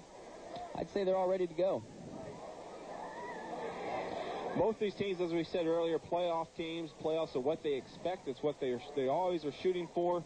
And traditionally, this game has been fairly close, fairly competitive, and it's really a measuring stick, I think, for both teams. How do you do in your first game? How do you do against the rival? It's just a few miles away. How do you do right out of the block? And for Columbus Grove, they're at a little bit of a disadvantage. As we said earlier, Blake Maggs out with a knee injury. He's expected to be back next week for Allen E. But nonetheless, you're talking about an early season measuring stick. Well, you want to play good teams, like I said before. Good. And then have to go into the next week and play a powerful team. So you want to start the season off playing good teams. It looks like they just short of a first down. And I have to man it up. They're going to call for a measurement. Okay, Zerby, it's your first one of the year. Does he have the first down, do you think? Boy, I can't tell from here, Scott. I'd have to say he does not have the first down. Of course, my eyes aren't very good. He could. It's going to be a close measurement here. I don't have the eyes you do. And the referee saying, no, that's a good call, Zerby. Your eyes are a little bit better than you thought they were. Well, I didn't wear my yellow glasses tonight, so I really can't see what's going on. But next week or the weeks following, if I get to do this again, I'll make sure I do wear them. They're going to, I suppose, wind the clock, and that will probably take us to the end of the first half. I don't suppose Jerry Cooper's going to do anything here to turn the ball over. And now a timeout is called by Pandora. And so they're going to make Columbus Grove run one more play. Do you punt it here? Do you run it up the middle? I suppose if you're Coach Cooper, you're just going to kick this thing away and let the time expire. I would have to say you kick it away just because if you take a knee, Pandora can call a timeout, and then they've got a good shot to kick a field goal. So it's better just to punt the ball away, make sure the punter gets rid of the ball quick, and just boot it down there. Clock stops on change of possession, so if they don't pick up the first down, it's going to be first down for Pandora, so you have to imagine they'll punt it away here. But we're not the coach. That's why we're up here and we're not down there. Well, the clock's going to stop on a change of possession anyway, so a play's not going to take 11.5 seconds unless they break a big one. A normal play lasts about 7 seconds, so I don't know what decision Coach Cooper's going to make. To boot it away, maybe he's just going to throw it out there, run a sweep, I don't know. Thank our sponsors, the Ottoville Bank Company at 161 West 3rd Street in Ottoville, and the wonderful people at Ottawa Oil Shell Stations throughout Northwest Ohio. We'd like to thank them for making it possible for John and I and Todd and Ronnie and the whole Fox crew to come here tonight to a wonderful, wonderful community of Pandora. The crowd is just all the way around the field. We have TV stations up here. We've got some radio I thought I heard somewhere around here, so it's a good night. Columbus Grove's going to go ahead and boot it away. Just get rid of it. Jesco, nice high punt. That's what you want at this time, and the ball is going to bounce. Now, if I was Columbus Grove, I wouldn't even touch the ball. I'd let the clock run out. And that's what they do, and that's, well, with 1/10 of a second, that's going to take us to the end of the halftime. There still should be one more play, I would believe. They just couldn't let the ball die long enough. 1/10 of a second, so I have to imagine they couldn't have timed that better if they tried to. Nope. Nice high punt. That's what you want in this situation. That punt took 11.4 seconds before they downed it, and so this will be, barring a penalty, the last play of our first half. And it gave the defensive guys a time to get down there and to make a play. The receiver, the returner, he didn't want to catch the ball, so he bypassed the ball. It rolled a little bit, which took off some more time on the clock. It was a nice punt. 4 guys are 20 yards away. 4 of the Grove defenders are 20 yards away as they're in the shotgun. Grove's going to rush 4. line. They're going to have to throw it a long way. This time they just throw it over the middle. And he falls down. It does number 83, Barry Schneck, which takes us to the end of the first half. After one half of football here from Pandora on the Commercial Bank scoreboard, it's the Pandora Gilboa Rockets 14, the Columbus Grove Bulldogs 9. Our halftime show is coming up next, right here on WOHL, Lima's Fox Station. Owens Community College, a high-quality college education. Over 100 career-oriented majors. The first 2 years of a bachelor's degree. Small classes. Personal attention. Expert faculty. The lowest tuition around. Be a success story at Owens Community College. It's one of the biggest and most popular events at the Putnam County Fair, the Putnam County High School Band Show, brought to you in part by the following sponsors. Area high school bands scheduled to appear include Columbus Grove, Continental, Fort Jennings, Kalida, Lipsick, Miller City, Ottawa Glandorf, Ottoville, and Pandora Gilboa. The Putnam County High School Band Show, Saturday, June 23rd, 12 noon on Fox. Make plans to meet your friends at the Carriott for the game of the week. And if you can't be there, call in your order for the best food and coldest beverages around. That's the Carriott in Ottawa. With just 2 weeks left, it all comes down to this episode. For 5 real people closing in on a serial killer, the stakes are getting higher. But can they find the murderer before he finds them? Oh, my God! Who will survive? Murder in Small Town X at 9, 8 Central, Fox Tuesday.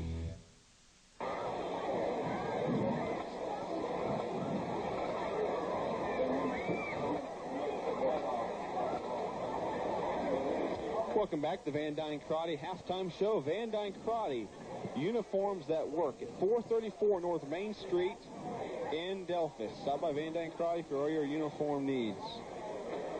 A good first half, 14-9. And at the end of the first half, in favor of the Pandora Gilboa Rockets, as Ronnie Coons gets you shots of some of the fans here, and a very warm night in Pandora. John, let's take a look at our keys to the game. What were our keys, and tell us if they have come true here in the first half. Well, for Columbus Grove, their first key was to play mistake-free football. Now, they haven't done that, but they've been lucky. They've only turned the ball over, I think, 1 or 2 times. And both times they turned it over, they ended up getting the ball back or scoring, after a punt or something. So they've been okay there so far. Their second key was to win the line of scrimmage, and they've done a pretty good job of that, too. Pandora's got a great defense, and for Columbus Grove to score points, they've got to win the line of scrimmage, so they need to improve on that a little bit more, and they'll score a little bit more points. For Pandora Gilboa, turnovers. They've only turned the ball over once, and that turned into a Columbus Grove touchdown on the very next play. So turnovers hurt them already, and the second key for Pandora was for both teams to play good defense, to score when you have the opportunity. They made a big play, 75-yard pass for a touchdown. They also made a nice play down on the end zone and a touchdown down there. So they've done a pretty decent job. What we talked about both teams is turnovers. They've got to eliminate turnovers, and the team with the least amount of turnovers this game will win. Sounds good. There's are your keys to your game. Brought to you by Fox Television. We're going to take this 30-second timeout. When we come back, we'll wrap up the Van Dyne Karate halftime show. You're watching high school football on WOHL, Lima's Fox Station. We're proud to be ranked #1 in the uniform industry. But more importantly, we've been voted #1 for 2 years right here in West Central Ohio. Let our dedicated staff make your business look like a winner with our smart and professional uniforms. Your business will look like a winner with professional uniforms delivered right to your door. Our customized entry mats will make a great first impression with all your customers. Keep your employees and your business looking sharp with Van Dyne Karate. Welcome back to the Van Dyne Karate halftime show. Van Dyne Karate, uniforms at work at 434 North Main Street in Delphus.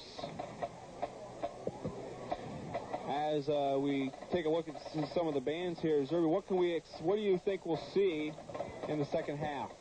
Well, I think out of both teams, you'll see a lot of the same things. Pandora's had success spreading the offense, then going back to the eye. And Columbus Grove's also had success doing their offense. So I think you'll see a lot of the same things. Both coaches are going to stress about turnovers and mistakes and defensive bust. But overall, it's been a pretty good first half. I'd expect some of the same coming into the second half. There you have it, our Van Dyne Karate halftime show, brought to you by the good friends at Van Dyne Karate, uniforms that work. You can find them at 424 North Main Street, 434 North Main Street in Delphus. We're going to take this time out, and when we come back, we'll have the Bob's Music halftime band show. You're watching high school football on WOHL, Lima's Fox Station.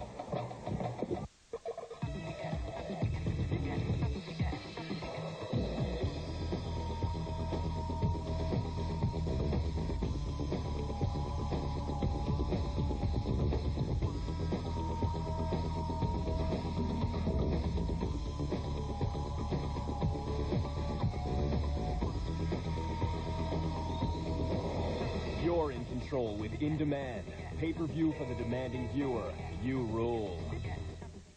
Please help Lima Allen County Crime Stoppers find the persons responsible for breaking into the Hawthorne Hills Country Club. The thieves broke into the pro shop and office area overnight on July the 24th, 25th. The office was ransacked and an undisclosed amount of money was taken. Other golf courses in surrounding counties were also hit. If you have any information on this crime, please call Crime Stoppers at 419-229-7867. Thank you. It's an absolute August closeout at Ottawa Chevrolet. $201 under factory invoice on every 2001. That's right, $201 under invoice. Plus, you keep the rebates up to $4,500 with interest rates as low as 0%. Hurry to Ottawa Chevrolet. Absolutely every 2001 must go. $201 under factory invoice on every 2001. The absolute August closeout at Ottawa Chevrolet.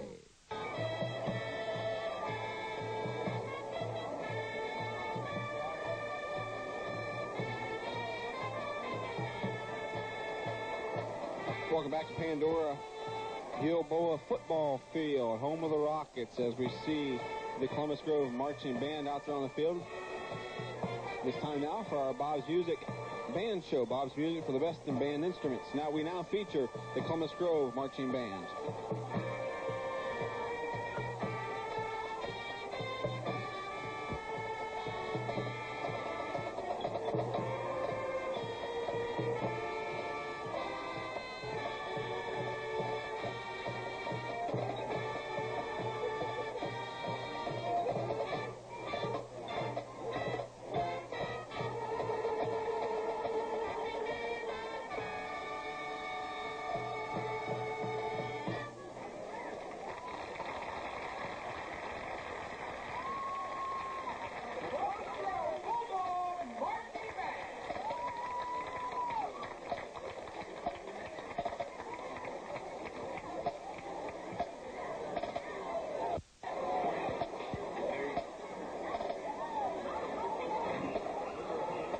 There you have it, the Columbus Grove High School Marching Band, right here at Pandora Gilboa High School.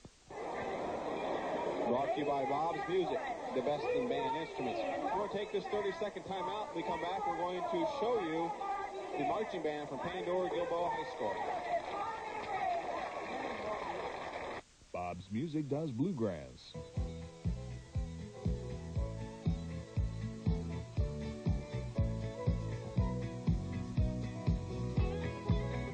Bob's Music, 1206 West Robb Avenue, Lima.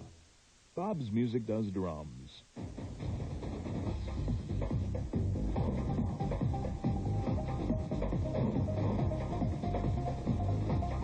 Bob's Music, 1206 West Robb Avenue, Lima. Welcome back to Pandora High School. Now we're going to feature the marching band from Pandora Gilboa High School with Wooly Foley, right here on WHL Lima's Fox Station.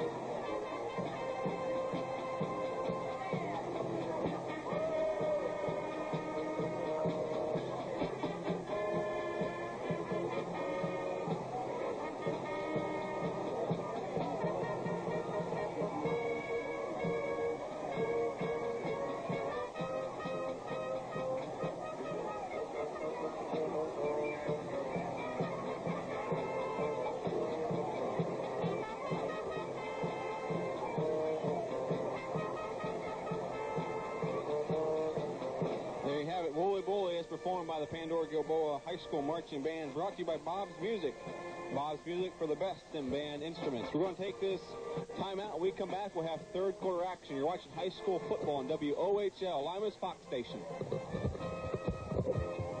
Hi, I'm Kathleen Phipps in the Fox 25 newsroom. In January, we introduced you to Fox 25 News at 10. Your response was so overwhelming, we've decided to bring you more. Introducing Fox 25 News at 6, your first choice for news. Now you'll get the most complete and accurate coverage of the stories that affect your life twice a day. So give us a try for a week and see what everyone will soon be talking about. Fox 25 News at 6, your first choice for news. It's School Cup time at Kewpie Hamburgers. Hurry into the Kewpie and collect the all-new and exciting School Cups. Buy a Kewpie hamburger and large Coca-Cola, and you get to keep the cup. A different school is featured each week. School Cups change weekly, so watch for your school and collect the whole series. But don't wait, because supplies are limited. The all-new Kewpie School Cup start Monday, August 27th with Lima Central Catholic Thunderbirds. Buy a Kewpie and a large Coca-Cola, and your cup is free at any Kewpie location. Make plans to meet your friends at the Carriott for the game of the week. And if you can't be there, call in your order for the best food and coldest beverages around. That's the Carriott in Ottawa. Right from the very beginning.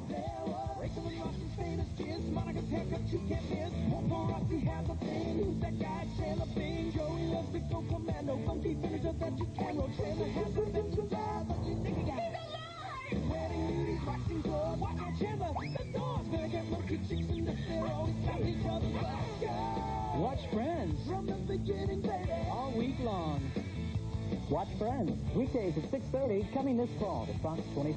Anna pretends to be Fez's girlfriend. If you were really together, you'd have at least gotten to second base by now.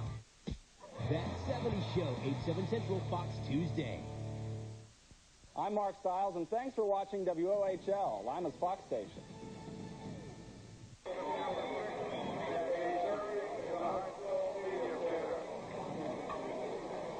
Welcome back to Pandora. On a serious note, Zerber, we saw here at halftime a lady by the name of Wanda was taken away in an ambulance. Our prayers and our thoughts go out to her and her family at this time. We're not sure what happened, but we extend our prayers to her family at this time. Second half just about to get underway, and Grove will be kicking off wearing the white uniforms, trimmed in red.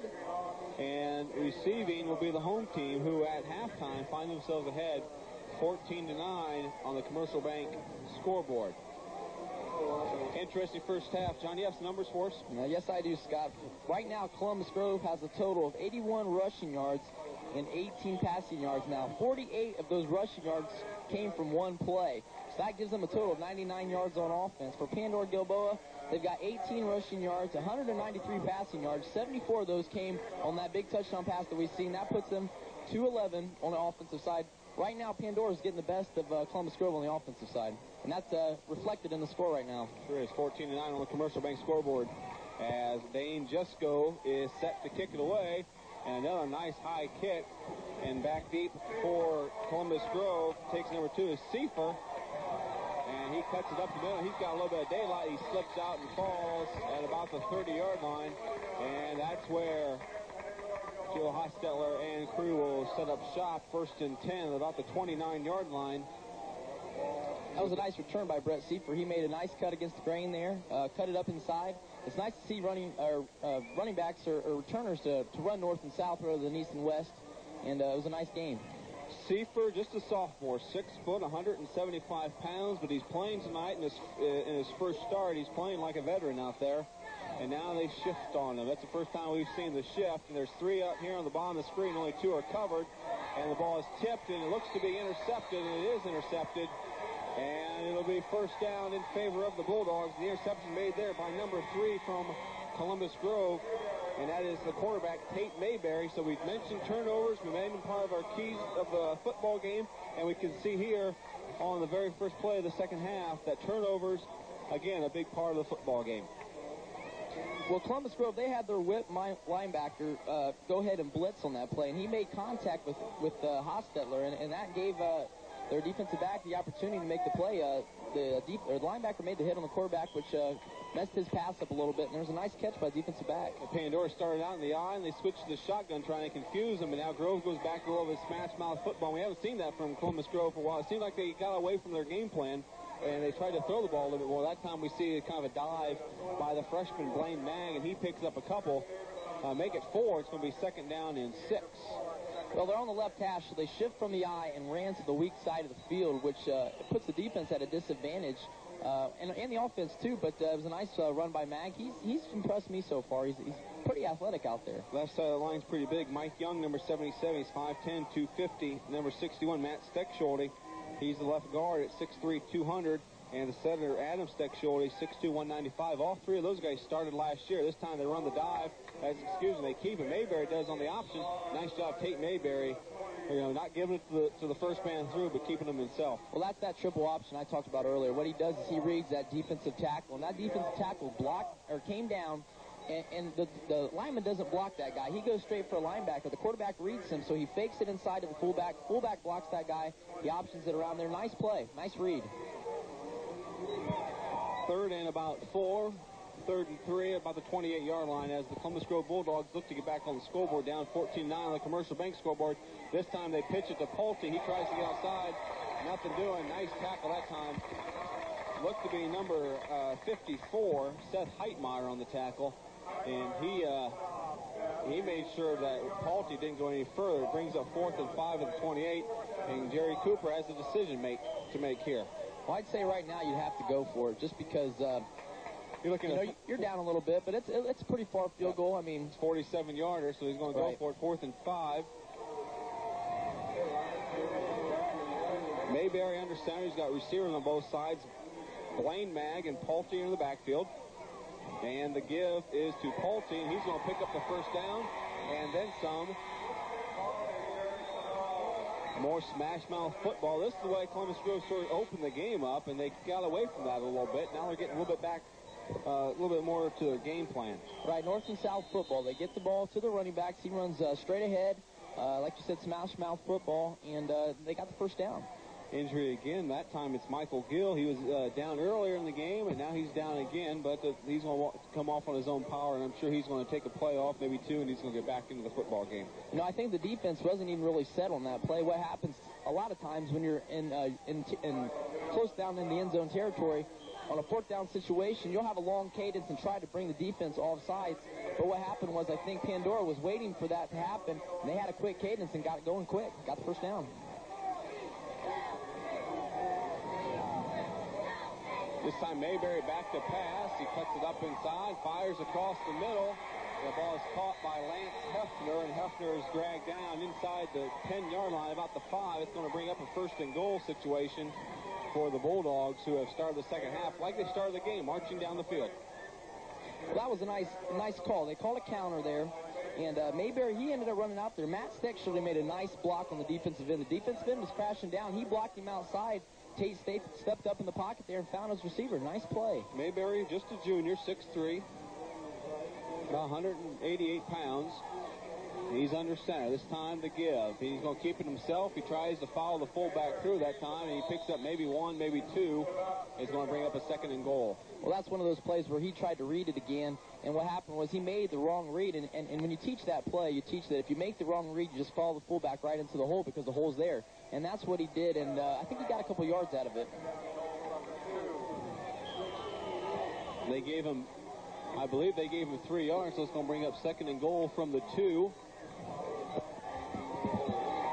I have to think down here, Zerby, it's going to be run, run, run until they knock it in. Probably with the same play, probably with the option again. They have the same formation. This time the tight end's going to come off the line. He's going to go in motion.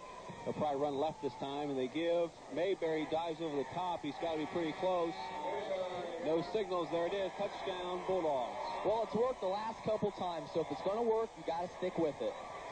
At the 8:23 mark of the 3rd quarter, the Columbus Grove Bulldogs punched in, and now they go on top 15-14. You think they have to go for 2 here. If you're up 1 point, you go for 2. I'd have to say so, Scott.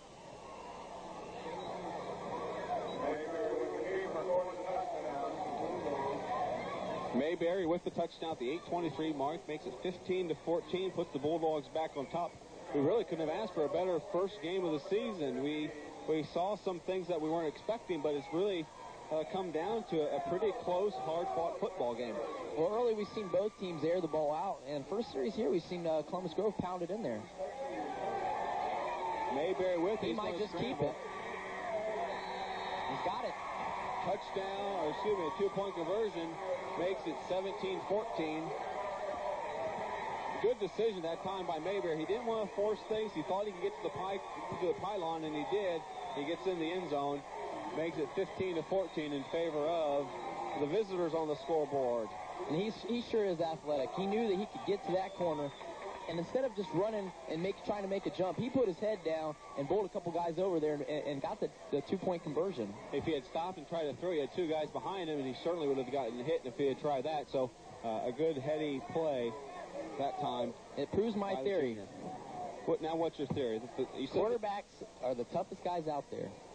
I know you're going to laugh and you're going to chuckle about that one, but well, of course I was a quarterback, so of course I'm going to say that. The way we've seen it tonight, Joe Hostetler and Tate Mayberry both playing well, both trying to take home the first Commercial Bank Player of the Game plaque of the season.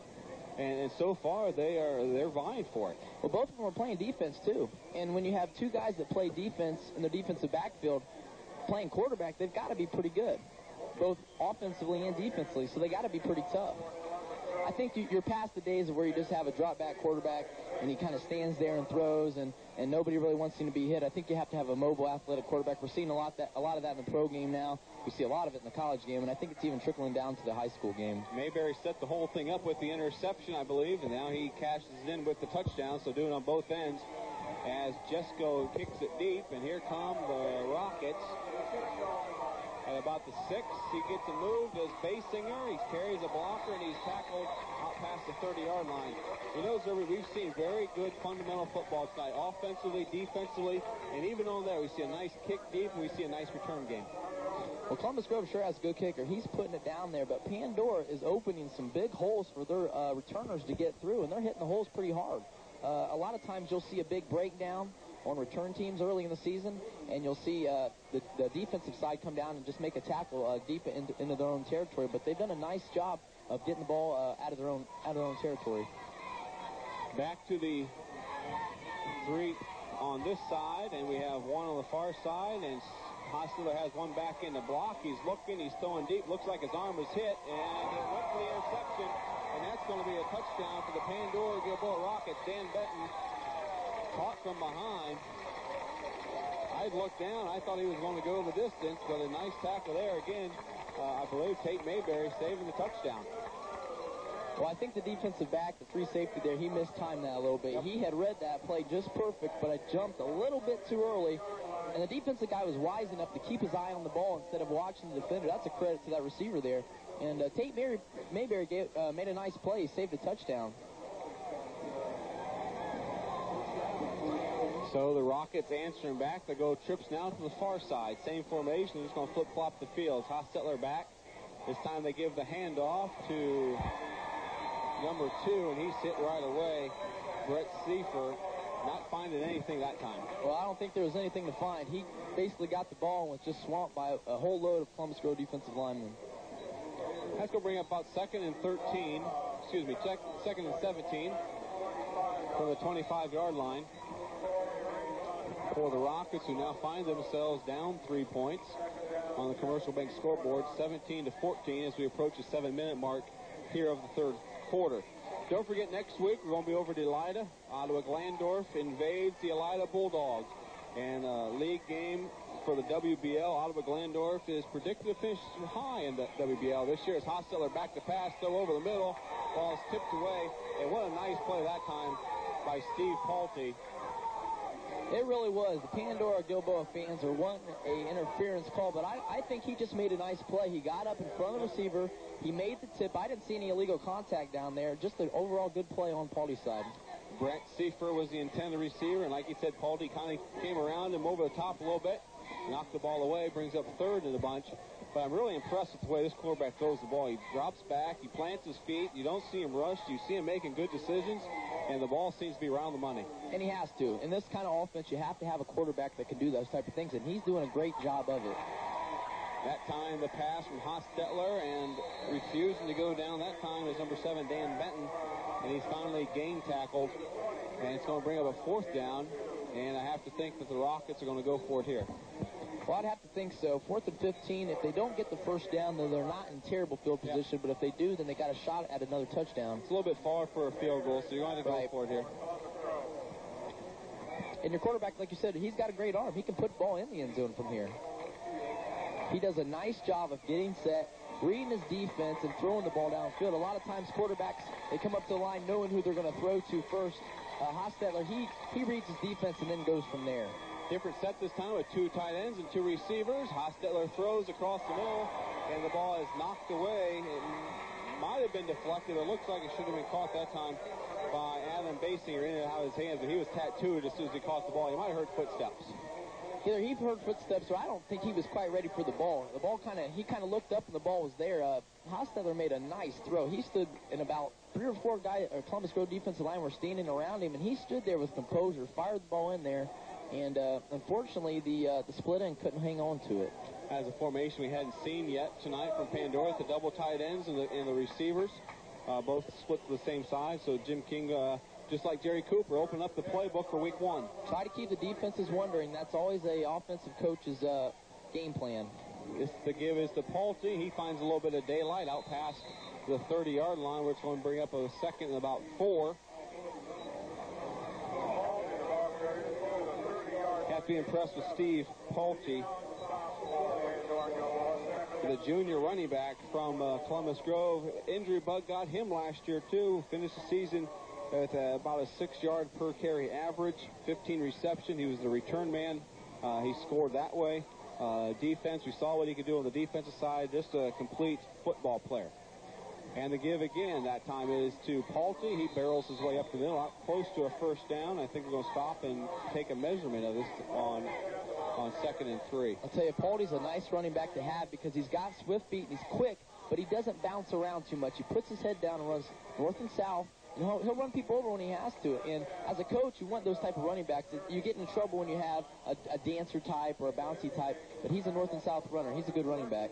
And if I recall, I think Cooper told me earlier in the preseason that he might be one of the strongest players on the team. He's a real strong kid also, so he's got the whole package. Well, you can tell that. He's dragging 3 or 4 linebackers down there with him, and he's dragging them for 3 or 4 yards.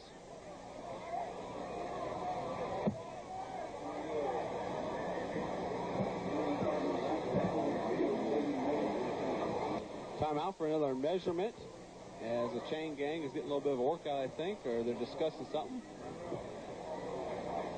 And I think they're working out a cramp, too, it looks like, to one of the one of the Pandora Gilboa football players. You'll see a lot of that in these first couple games of the season. When it's hot and the guys start getting a little bit dehydrated, you'll see a lot of cramping going on.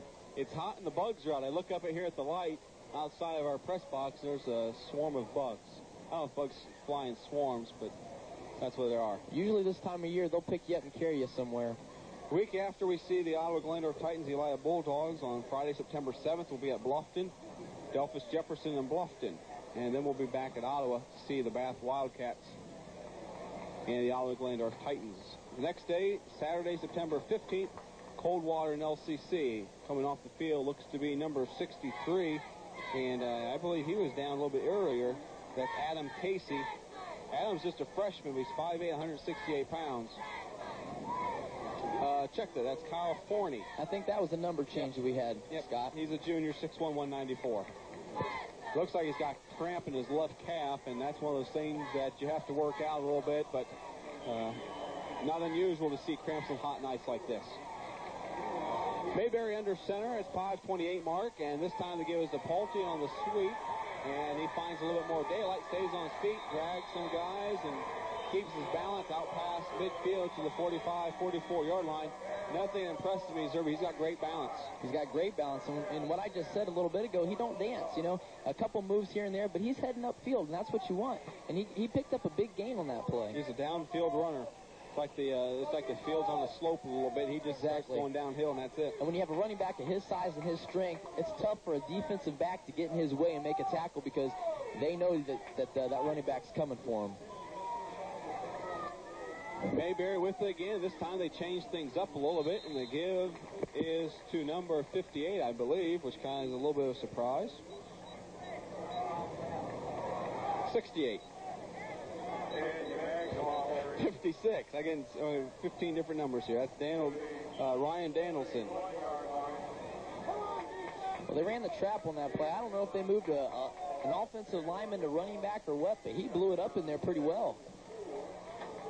Maybe it was one of these awards things from earlier this year that he did something great, so he got to carry the ball or something. He stays in the backfield as a blocker, and that time he cleaned out the outside linebacker, and Steve Pulte ran right behind him. And I tell you what, number 55 that time, he ran the ball the previous play, but Ryan Donaldson, he blew that outside linebacker clean out of the play, opened up a hole, and Pulte got there. Well, he's doing a great job back there. Not only is he probably a lineman, but they move him back to the fullback and making a great play. As we approach the 4-minute mark of the third quarter, 17-14 in favor of the Columbus Grove Bulldogs on the Commercial Bank scoreboard. Stick around after the game. John and I are going to go down to the field and award a plaque to our player of the game. Compliments of the Commercial Bank, your local bank with hometown values. But before we do that, it looks like we have an injury, a player on the sidelines. And so the Bulldogs are going to call a timeout. We can see another cramp on the far sideline there. Well, it's getting close to the fourth quarter, and these guys have been really giving it their all the whole game. You're going to start seeing a lot of dehydration. No matter how much water you drink throughout the day, you're going to see it. You're going to see it happen during this time of year. The only bad thing about it is in about 2 weeks it's going to be about 50 degrees out here, and it's not going to matter how much game shape you got into. What can a player do, Zerby, as they're trying to get ready for hot nights like this to keep themselves from getting dehydrated? The most important thing is to drink water, not only when you're at practice, is when you're at home. Basically, before you go to bed at night, drink a lot of water. When you get up in the morning, drink a lot of water. You can't hydrate yourself just at practice or during games. It's got to be another time during the game, because when you're at practice, that's when you're getting rid of all the fluids in your system. So the smartest thing to do, and what we teach, is to drink water constantly. As the water people make their way off the field, and we're setting things up here for a first and 10 at the 34 for the Bulldogs, who have really come out this third quarter and established their running game mostly behind the legs and the strength of Steve Pulte and the offensive line. Looks like they're blitzing. They run the trap to Pulte. He busted up there again. And it's like Pandora knows it's coming and they can't stop it. Well, that's the type of offense they're running. Columbus Grove stacking them up there, saying, hey, we can do this play. We're going to let you know what we're going to do, and we're going to run at you. And that builds confidence with the line. I said that earlier, but it really does. These guys are putting their heads down, pounding it ahead, and it's starting to pay off for them.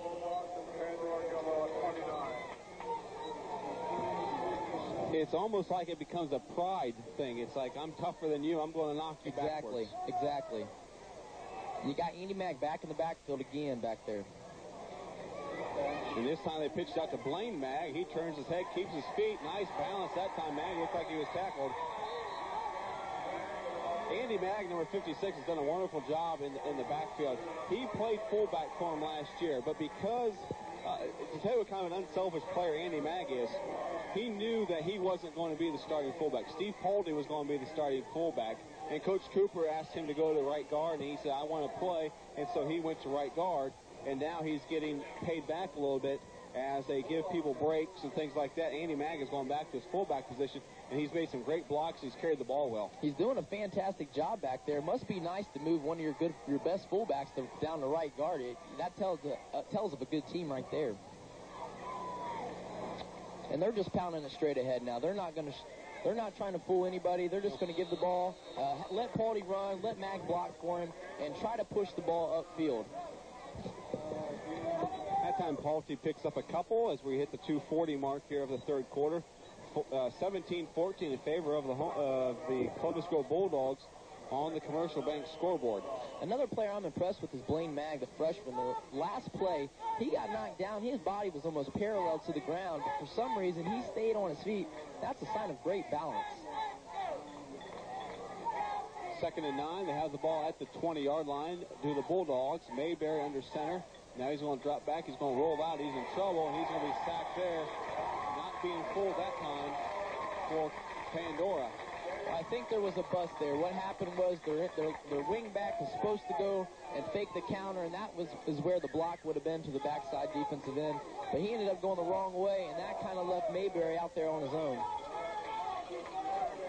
That's why football can be considered probably the most team sport. If one guy doesn't do what he's supposed to do, it can blow out a whole play altogether. I believe David Lehman, number 23, made that last play for Pandora, which is going to bring up a long 3rd and 16. So just as we talked about Grove moving the ball, Pandora's defense stiffens a little bit, and now they're in a certain passing situation for Mayberry and the Bulldogs. Motion, they play pass. They're going to run a screen back this way, and Pandora saw that thing coming a long way away. Well, Columbus Grove had their linemen out there set, but what they didn't realize is they had about 3 other defensive linemen that ran with them. That's great coaching. You know, they read exactly what happened. They seen the linemen get up, move, and take off, and that's a sign of good defense. A lot of players don't just watch the ball and watch where it's going, but on defense, coaches teach you the reads of the guards and the offensive line, and they did a good job reading that play. 2 seniors led the charge, number 6, Matt Nash, and number 7, Dan Benton, so those guys had seen that stuff before. Brings up a 4th and 16 from the 28, and they're going to go for it. As Mayberry's under center, he drops back, he's looking, throwing it deep to the corner, kind of threw up a duck there a little bit, and it falls incomplete, and Pandora's going to take over on downs. I'll tell you, Ben Stexler is now the game-playing quarterback for Columbus Grove. I don't know if it looked like Tate Mayberry out there because he's number 3, but Stexler is number 2. I don't know if Mayberry's hurt or if he's just kind of winded from playing defense. I don't know. But Stexler was in that play. But otherwise, that was a great play on defense. The defensive back was there, made the play, and Mayberry was their quarterback. Stexler was their quarterback last year. He got injured. Right. And so they brought Mayberry in. So both of these guys in the preseason, when I talked to Jerry Cooper about 10 days ago, told me that either guy could play quarterback and that both of these guys were of good quality. So depending on which guy, he wasn't sure even a couple weeks ago which guy was going to be their quarterback. Hosteller finds Basinger over the middle. He slips a tackle, slips another one, and he's finally dragged down about the 46-yard line. Big play, Pandora, they're answering right back. Well, another nice job by Hosteller. He stood back there, he found his receiver, hit him across the middle. Once he got the ball, he did a good job of heading north and south. Going back to the quarterback situation with Columbus Grove, you know, it might be a case of Tate Mayberry. He's been doing a pretty good job so far. I've been pretty impressed with him, but he's been playing full-time defense and is doing extremely well in defense. It might have been a decision by Coach Cooper to go ahead and give him a break for a series or 2 on offense. Last year, Stexler was 19 of 49 for 260 yards and 4 touchdowns, so he has some experience at the quarterback position.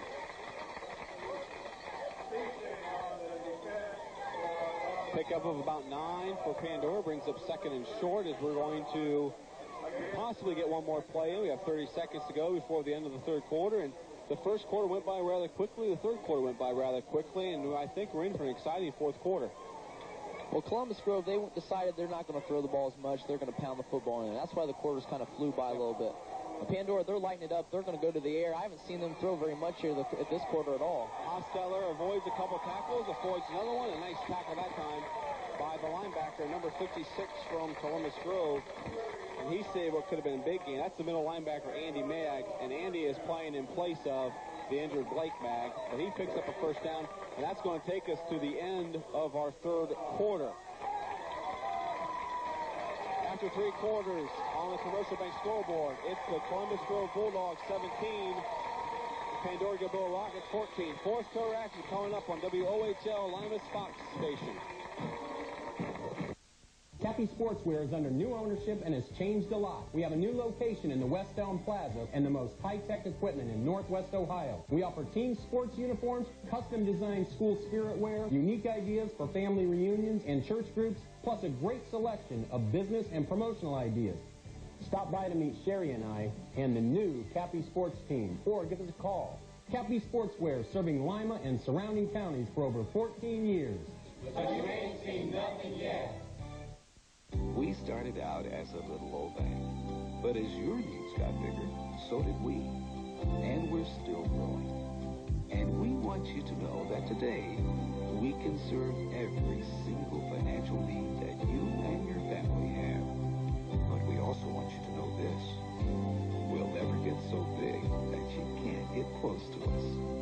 on by the Fort Jennings State Bank, where old-fashioned banking never went out of style.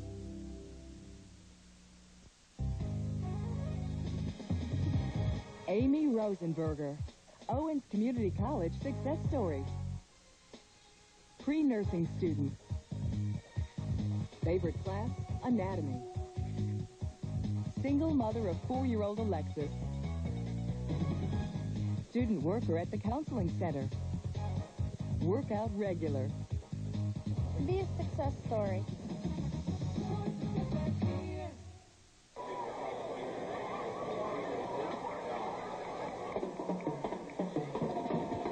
Fourth quarter just about to get underway here from Pandora. On the Commercial Bank scoreboard, it's the Bulldogs 17 and the Rockets 14. And Derby, through 3 quarters, it's been like a championship fight. Both teams been taking some punches and knocking some punches, and it's going to come down here in the last round to see what happens. Well, I think we kind of expected that. I don't think we really expected a big blowout by any of these teams, and both teams have played extremely well. The defense have stepped up a little bit more this half than what they did in the first half, and they slowed the offenses down a little bit more. And that's what we expected. Both defenses are extremely strong. There's questions about both teams' offenses, but the defenses are starting to pick it up a little bit.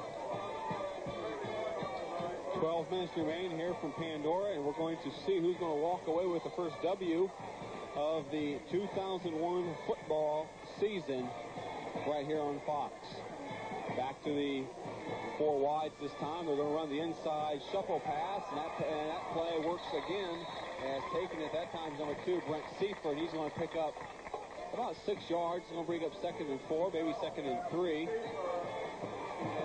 What we've seen from both teams is we've seen Columbus Grove go from kind of mixing it up in the first half to going straight to the run, where Pandora, they've basically mixed it up in the first half, too. They've been going to the spread offense, and a lot of these coaches, they're not sure what they're capable of doing. That's what these first games are for.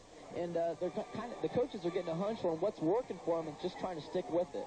And we're going to see here in the fourth quarter which kids can suck it up a little bit. They're hurt, Exactly. They're tired, they're getting cramps. We're going to see who can play and who's going to walk away with their first zeros. They run a screen pass. It's probably a good thing that ball was not caught.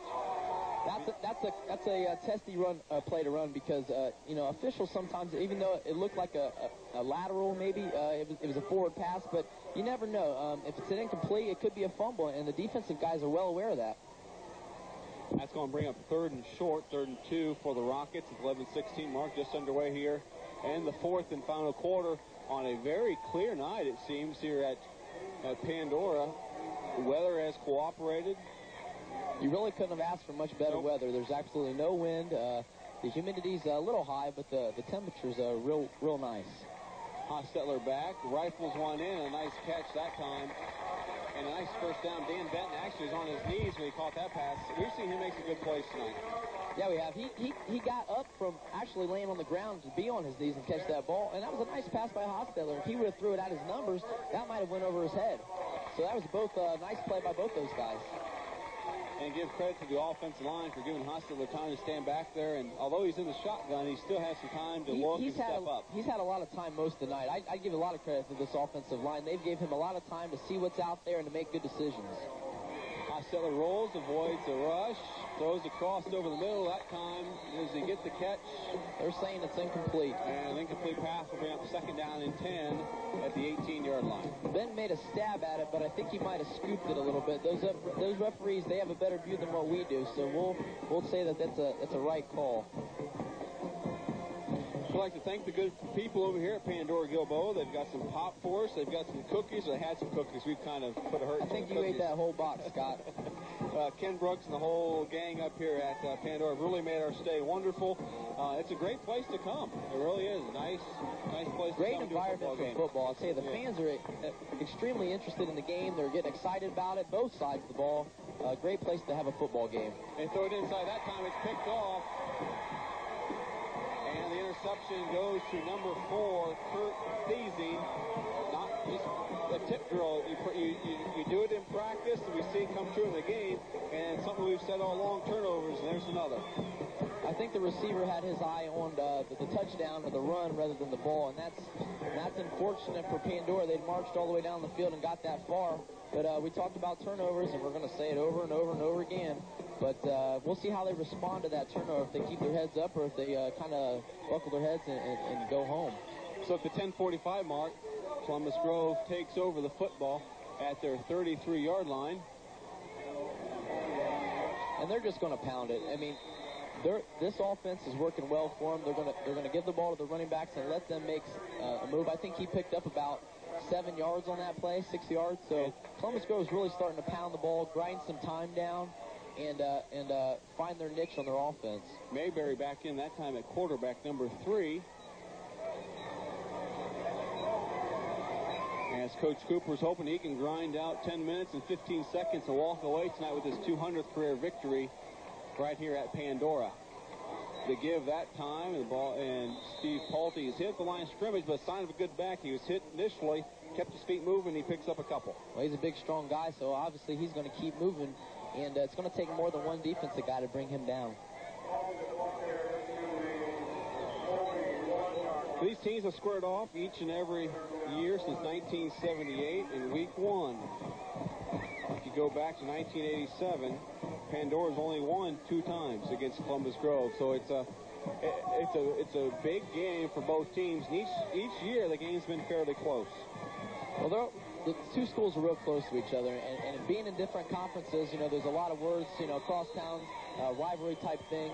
So it's a great game for the fans and the both towns to have at the beginning of the season and to open their season up with 2 good teams. First downs, they grind it up the middle. It looks like number 56, Andy Mag, is the injured player. It's hard to tell from our vantage point, though. And another cramp on his left leg. I think that's 3 of them now, Scott. We'll probably see a few more before the night's over with. As the water people bring water out to them, but as you said earlier, it's almost too late now. If you don't have the water in your system, you're not going to get it in now. But the players doing the best they can. The only thing they can really do right now is try to stretch it out and give it a little bit of time and walk it off, and then try to get back out there. But there's no real cure for a cramp or an instant cure, so they just got to have to wait it out. 9:27 left on the scoreboard, 17-14 in favor of the Bulldogs on the Commercial Bank scoreboard. I want to thank you for joining us tonight. Next week you'll find us at our regular time, 11 o'clock. But due to NFL football tonight, a mighty game that we saw, the pros kick it off for good in a couple weeks, and you'll see some great football games on Fox. Fridays you'll see it. Saturdays on UPN you'll see the Buckeyes and other Big Ten schools. And then on Sunday you can turn it over to Fox and Terry and Howie and the whole gang, and you're going to see some great football this year leading up to the Super Bowl, and that's what it's all about, Zerby. These kids out here, they want to play in Canton. The big boys, they're hoping to play in New Orleans this year. Well, if you're a football fan, you're going to be in 7th heaven here in about a week, because it's all going to hit real fast, and you're going to see nothing but football on TV. And, Fox this season, we've got a lot of good games going on, and you're going to see a lot of those games. I believe the college game kicked off this past week with the Eddie Robinson Classic, and they're going to hit full steam tomorrow with a lot of games, and it's going to culminate in, like I said, in some mighty fine things. You'll probably see the Cotton Bowl here on Fox on January, and you're going to see the big one, the Super Bowl, in January. And there's no game like the Super Bowl. The hype, the excitement. There's nothing that can replace that game. I don't think my Cowboys are going to be there this year. I don't think so either. I don't think my Browns are. You never know, though.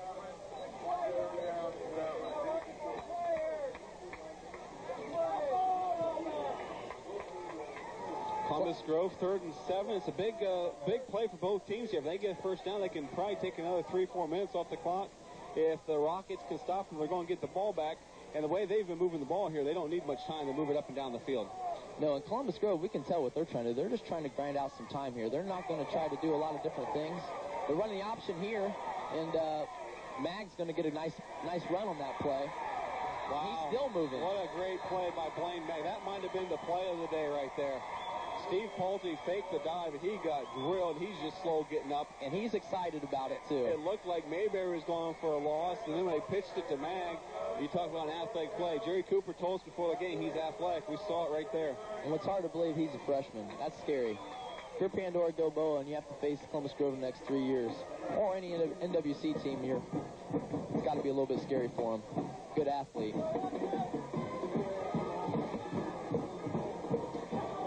so they get a fresh set of downs. First and 10 on the 39, the 7.5-minute mark. The Bulldogs trying to grind this one out, get Jerry Cooper's 200th career win. That time Mag is hit, and he goes backwards, and it's going to be second and about 11. I was kind of surprised early when I seen Columbus Grove throwing the ball a lot, because they seem to be every year a grind-out team, but they've gotten back to what they do best, is running the ball up through the middle, the traps, the dives, the sweeps, and it's paid off for them in this half. More importantly than scoring points, they've grinded out a lot of time, and that's really taken a toll on Pandora, because as a defensive guy, when you're out on the field that long, you get a little bit itchy out there, and you want to get off the field, and as an offensive guy, you want to get on the field, so it's tough for Pandora right now. And the blitz that time, and Mag, I believe, is that Pulte, whoever it is, got buried under a group of Rockets, and he's going to go for a loss. That's Steve Pulte. And 2 of the last 3 plays, Steve Pulte's been getting up and looking, wondering what hit him. Well, he's done a lot tonight, and he's probably pretty tired right now. And at this time, all the sweating and all the running, he's probably pretty worn down. But it's a sign of a good player to see how he'll stick it out. 6:23 left in the game. The athletes will step up right now and try to make plays. I look for them to run a sweep here. They've really been, Pandora has been really clogging the middle. I look for him to run a sweep. They're going to run it outside. He's looking. He's trying to get rid of it. He's going to have to get rid of it. And the ball is thrown and through the hands of Kurt Thiesing. And that's going to bring up a 4th and 10. I have to think they're going to punt it away here and pin the Rockets deep of their own end. Well, that's an extremely athletic play by Mayberry. He was sacked about 3 times, and he still got rid of the ball, in which a play that the receiver probably should have caught. He would have been pretty close to the first down, but that's the thing about Mayberry. A few times tonight that Pandora's gotten in the backfield and almost made a play. He's had second life for the Columbus Grove offense. It looks right here like they're going to punt it. What they're going to try to do here is just get it inside the 20-yard line somewhere and try to kill it. He's going to try and angle it towards the corners. Snap, bounces. Nice play by Jesco to pick that one up. That ball is going to bounce. It's going to go into the end zone, and so Pandora kind of gets the break there. It's only about a 19-yard net punt when you think of the 39 yards and 20 coming out of the end zone. So only a 19-yard punt, so Pandora got fortunate that ball bounced to the end zone. But what a good play by Jesco to scoop that thing up. Well, as a punter, it's tough to do. You're taught and you practice to punt the ball as hard as you can each time, and then all of a sudden they ask you not to punt it. So when you do punt it, usually that's your better punt. When you're trying to punt hard, you don't punt as good as what you do when you're not trying to. And I think he just put a little bit too much foot into it and went in the end zone. And the Rockets come out in the I formation, and they run the pitch. And here comes Brett Seifer back the other way, and he is drilled that time after he picks up a couple. Well, I think Pandora's going to have to throw the ball. I know that Columbus Grove's defense is starting to really step up on the run, and they got to utilize Hostetler. He's thrown the ball extremely well this game, and you'll probably see them go back to the spread here and get the ball downfield. They've got to score pretty quick here. 5.5, 17-14 in favor of Columbus Grove on the Commercial Bank scoreboard. If you see him lined up right now, he's about 7 yards off at the center. That would be a short punt. That's awful deep for a shotgun out of the offense. Hostetler looks, quick throw this time over the middle, and that completion looks like to be to Dan Benton, and Benton's having himself a pretty good game too, but only picks up about 4. It's going to be third and about 5. Well, they need to do something like as the same play as that one. It's just knit and tuck and pick away at them. The short passes, they're safe. Get them out of bounds, get them downfield. Throwing the ball deep is great sometimes, but sometimes it'll catch you. So, if you're Pandora Gilboa right now, you just want to kind of nick and tuck away at them. Hostetler in the shotgun. He's got wide receivers on both sides. Hefner comes in for the blitz and it throws. The ball is thrown over his head. And it was intended, it looked to be intended for number 88.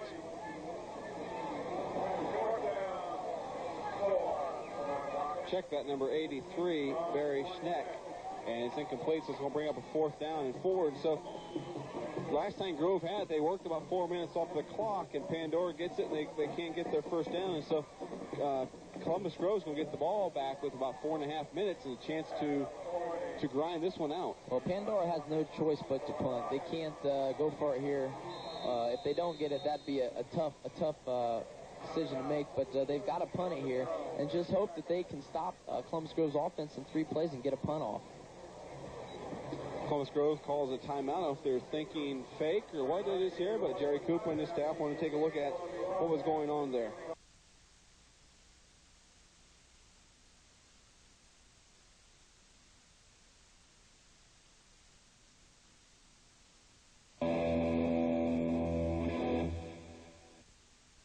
Now they're a powerhouse in the WBL. A lot of teams used to take them real lightly and just kind of roll over them, and now they're considered one of the best teams in the league. That's a great thing he's done over there. I don't know if you consider that a football school yet because it's still heavy in basketball, but he's done a heck of a job, like you said, just instilling in those kids that we're here to win some football games. And he done it immediately. It wasn't like it took him 3 or 4 years. He came right in. He set the tone for those kids. He told them that they were going to work hard, and they did, and good things happened. Next week, the Pandora Gilboa Rockets will travel to Dola to take on Hardin Northern. They'll come back home for Corey Rawson and then go to Liberty Benton. They'll travel to Arlington, have homecoming against Van Loo before going to Macomb. And here comes the punt. And they punt it away, and it's a nice punt. It's going to get a kind of a sideways bounce and roll out of bounds. We're on the 44-yard line. And that's where Columbus Grove will set up shop with 4:28 to go in the football game and a 3-point lead. You have to think that Jerry Cooper is going to just grind the ball out here. He's going to try to kill some time and hopefully get some first downs and run it right down their throat. I have to think we're going to see a heavy dose of Steve Pulte, a heavy dose of Blaine Mag, and Tate Mayberry on the option. And I don't think we're going to see anything fancy. I don't think we're going to see any more of those reverses with Dane Jesco throwing the ball down the field. I don't think so either. And I'll tell you, it's scary when these 2 running backs are running so well and their best running back is sitting over there on their bench. That's a great thing. Blaine Mag, he has really impressed me today, as Pulte has too. But these 2 guys have ran the ball extremely well. They act like seasoned veterans, I'll tell you. Andy Mag back in the backfield, the old fullback. Now he's up there, and there's Mayberry with it. He gets it. Maybe picks up 1 or 2 as they get the ball past to about the 45-yard line. It's going to bring up a second and about 9, and they'll run about another 20 seconds off the clock before they snap the ball again. Well, Pandora's in a tough situation because, they don't want to use their timeouts right now because if they get the ball back, then they might need those timeouts on the offensive end. So they can't use them right now. With 4:03 left in the game, there's still plenty of time for them to get the ball back and move the ball in the end zone. If you missed any of the scores tonight, you can tune in after the game, and you'll get a rundown of all of tonight's action on who won and who lost, to see some of the highlights and kind of know what's going on after week 1 of the high school football season. Steve Pulte gets it on a sweep, turns and twists and falls forward and is close to the first down. Well, that sweep plays work for them all night. They don't run it wide, but they do cut it up inside, and the guards are getting out there and making their blocks. And Pulte, he's just following them. That's all he's doing. And then he's doing a lot of work himself. He's putting his head down and grinding out the yards. And that's what's paid off for him in this half. Don't forget to stick around. John and I will go down on the field and talk to our player of the game, compliments of the Commercial Bank, your local bank with hometown values, and we'll give a plaque to the player of the game. I think one of the guards jumped off sides. That's something we haven't seen a lot. And usually you'll see a lot of that in the beginning of the season, but we haven't seen a lot of false starts or encroachments or anything like that so far. I think that might be one of the first ones we've seen all night long. I believe you're right. Just wanting to get a little bit off the ball a little bit quicker there. Well, the kids are getting a little bit excited. It's down to 3 minutes, and they're wanting to move the ball. They're wanting to get a first down, but they've got to keep their concentration on the play ahead. And it's tough to be out there, but that's why they're there.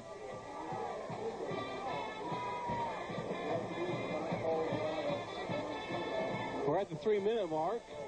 17-14 in favor of the Grove Bulldogs on the Commercial Bank scoreboard as we step a 3rd and 6. And Mayberry's going to keep it. He's going to try and run it wide and try to get to the outside. He wants to stay in bounds. And he dives and he makes the first down. And another great play by Tate Mayberry. He's directing traffic out there. He was telling people who to block. And then he did the smart thing. He could have easily have run out of bounds, but he put his head down like you said. He didn't try to slide or anything and picks up the first down. And We can tell he's played there before. He knew what to do. You know, a younger guy, you might expect him to try to get out of bounds or try to slide out of bounds or do something, but he did the smart thing. That play, they tried to run that play the last series, and it caught him, but this time they ran it the right way. There was no bust, and that's what happened. They got a big first down, real big first down. Back to the Pro T formation. They give it to Paldy up the middle. And he's just grinding. And, you know, it doesn't look like there's much there, but next thing you know, he's picking up 3 and 4 yards. And he's dragging about 3 guys with him the whole way, and he just don't want to go down. If you're a Pandora Gilboa coach or a defensive coach, you know, you're there. You're making the play. You just got to bring the guy down. That's tough to defend.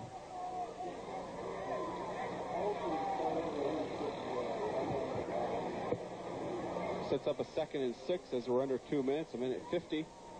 And you have to think Pandora's going to start using timeouts here if they want to get into this football game. They don't need much time to score. We've seen that, but they do need the football. Mayberry to Palty. He gets it, and he goes for a loss. That time a nice. They're probably going to have to call timeout here, Scott. Yep. And then they will. Columbus Grove obviously is not going to throw the ball. There's not going to be a guy run out of bounds. So now Pandora's going to have to use their timeouts.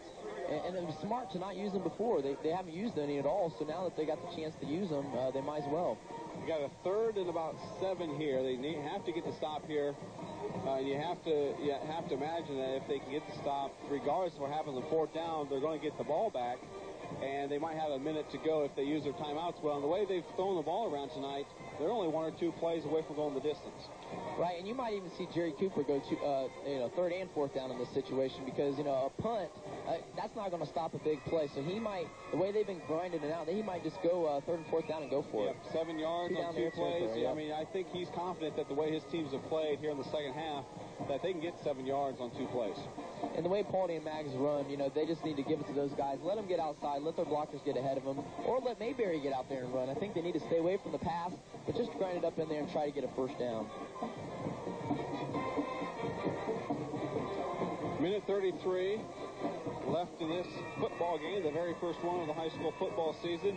And it's been our pleasure bringing you this exciting football game, a little bit different than what we thought in the first half. But, John, I think the second half is kind of more what we thought. Smash mouth from Columbus Grove and mixing it up a little bit more from Pandora. And both defenses have played extremely well, too, and we thought that early. Mayberry's with it, and he drops the football, the last thing that they wanted to see, and they turn over, and it goes to Pandora. When we talked about turnovers, we'll talk about it all season long. It's a killer, and now Pandora has a minute 25 left to score, I think, with a couple timeouts left. 2 timeouts. They have the football at about the 40-yard line, 39-yard line. Plenty of time, 60 yards to go. And they run the perfect offense to do this. You know, they got everybody spread. They can throw those short passes, get the receivers out of bounds, and slowly move the ball downfield. They don't have to adjust to a 2-minute offense because, in a sense, their offense is a 2-minute offense. Right, they can basically run out there and have the receivers run whatever route they want and just run a no-huddle because the quarterback's reading out there anyway, so he really doesn't need to know what routes they're running. Hosteller's got 5 guys back. He's going to keep it this time. He's going to try and get out of bounds. He avoids 1 tackle, turns up, splits the defense, and he's getting it. And what a good smart play by Joe Hosteller, getting himself out of bounds. And we've seen 2 quarterbacks that have great athleticism, and that's a picture-perfect play of that right there. Hosteller, boy, he broke about 3 tackles trying to get out of bounds, and what a great run he had. And we have an injury back here. It looks like the injury is to number 56. If that's the case, that's the middle linebacker, Andy Mag, who's playing middle linebacker, as we said earlier, for the injured Blake Mag. But Andy has played himself a whale of a game at right guard, at fullback, at linebacker. He's done it all. Well, I think right now he's just pretty tired. You know, he's probably getting so winded out there that, you know, any little hit or anything's going to feel pretty painful. Right now they're taking a look at the knee, maybe a twist of the knee or a.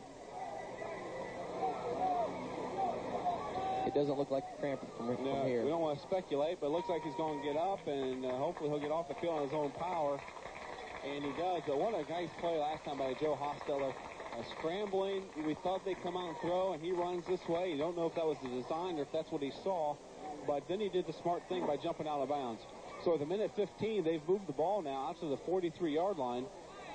And a field goal will tie it. But you have to think at this time they're thinking 6 points.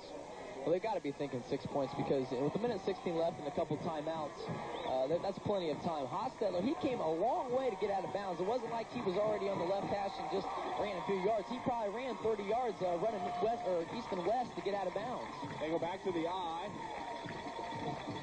But Hostetler's back to pass. He looks out in the flat. And they throw the curl play. And you know what, Zerby? It looked like they were going to run a hook and lateral there as the tailback was out there.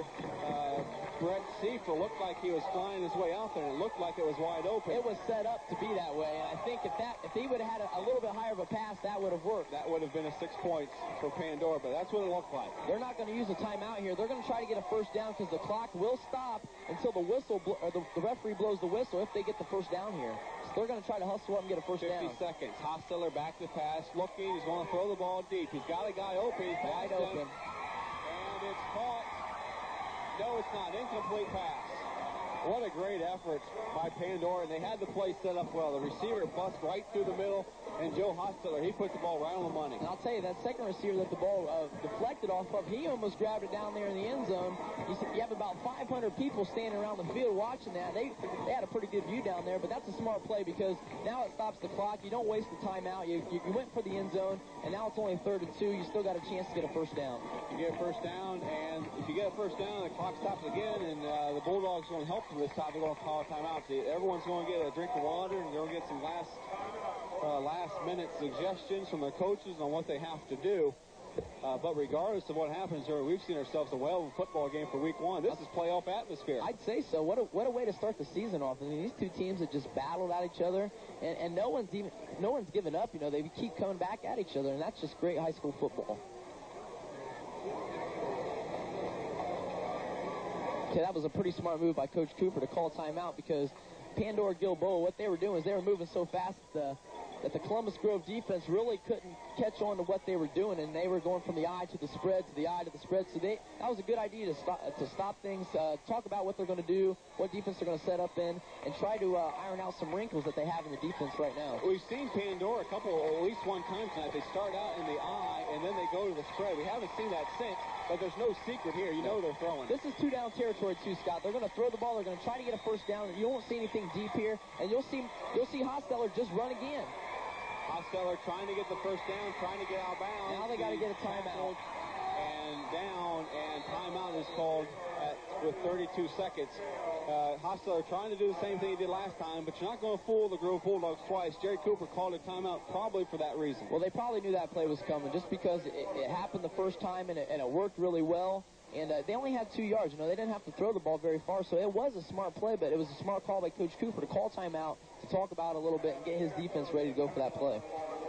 4th and 2, 32 seconds to go here in the football game, so if Pandora picks up a first down here and continues the drive, the clock will stop, and they'll have time to get things ready and get things set up again. I mean, what situation is this in the first game? 32 seconds to go. It's 4th and 2. You know, Pandora's down. You couldn't actually ask for a better game to come to. An exciting game too, especially with the two teams being crosstown rivals. You gotta have Pandora probably throwing the ball here, or maybe running an option. They can't go back to the eye. They've got to stick with their spread, which has worked all night long. You know, this is just a fun game to do, fun game to watch. Both teams are involved. It'll be interesting to see what's going to happen here. Jim King, as he runs off the field, you know, gave his kids some encouragement. What do you think about that inside shuffle pass, Derby? It's worked for him before. It's a risky play, but it could be big results here. And I wouldn't even be surprised if they threw a quick pass off the line of scrimmage to one of the receivers. Hostetler back. He's being blitzed. That's Andy Mag. He throws it up for grabs. The ball's tipped around, and it's caught. And it's a touchdown. Wow, what a play. Oh, my goodness. Unbelievable. What composure he had. This place is going crazy. There's flags down, Scott. Flag on the field. We'll have to see what the officials call is first before we know this play was confirmed.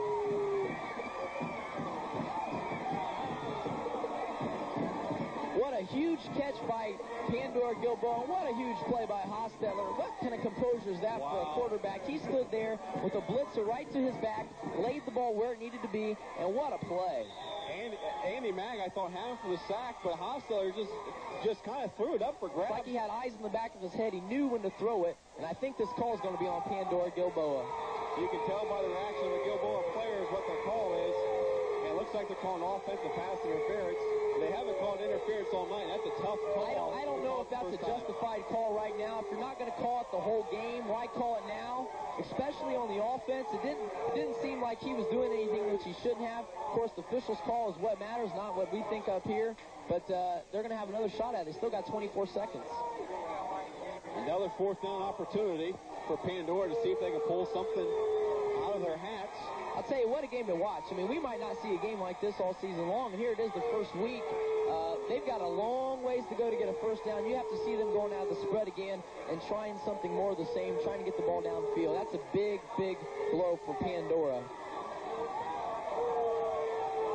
And now there's just penalties that shouldn't be happening, an unsportsmanlike conduct call. This just tacks on to what, already a bad situation.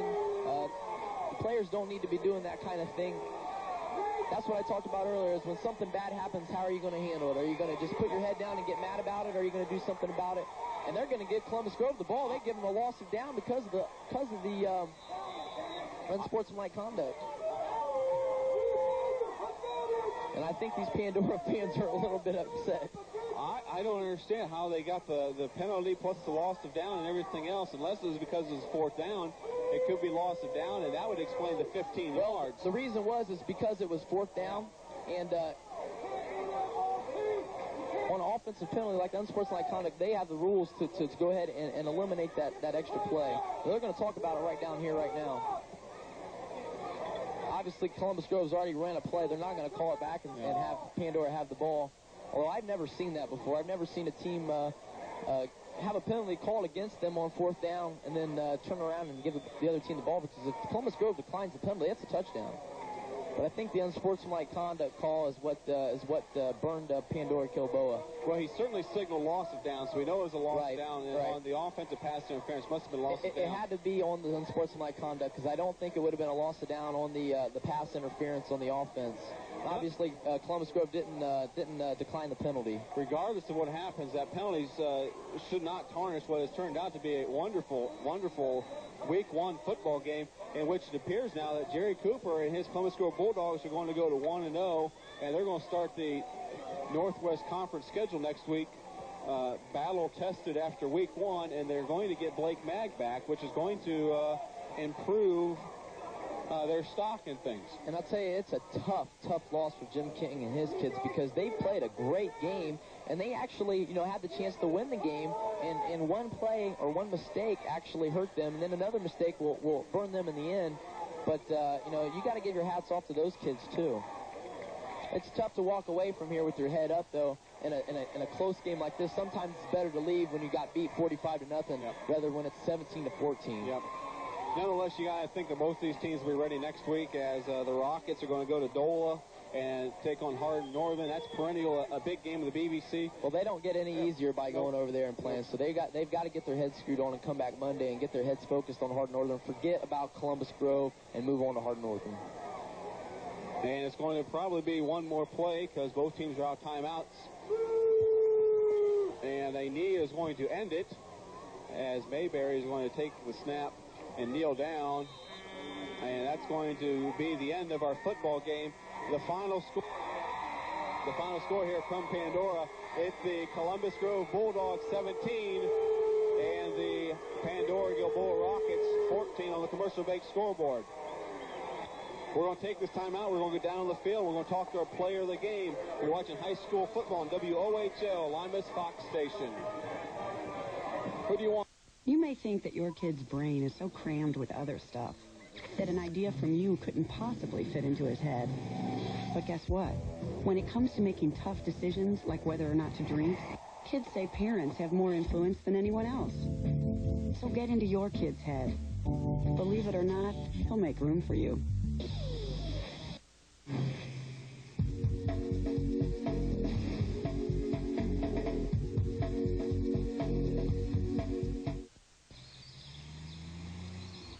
When you get behind the wheel of a Porsche 911 Turbo, you expect sure, quick, and flawless response. You should expect the same kind of response when you're banking. And you get it. At the Commercial Bank. The only difference is, at the Commercial Bank, Performance never stops. The Commercial Bank. Make plans to meet your friends at the Carriot for the game of the week. And if you can't be there, call in your order for the best food and coldest beverages around. That's the Carriot in Ottawa.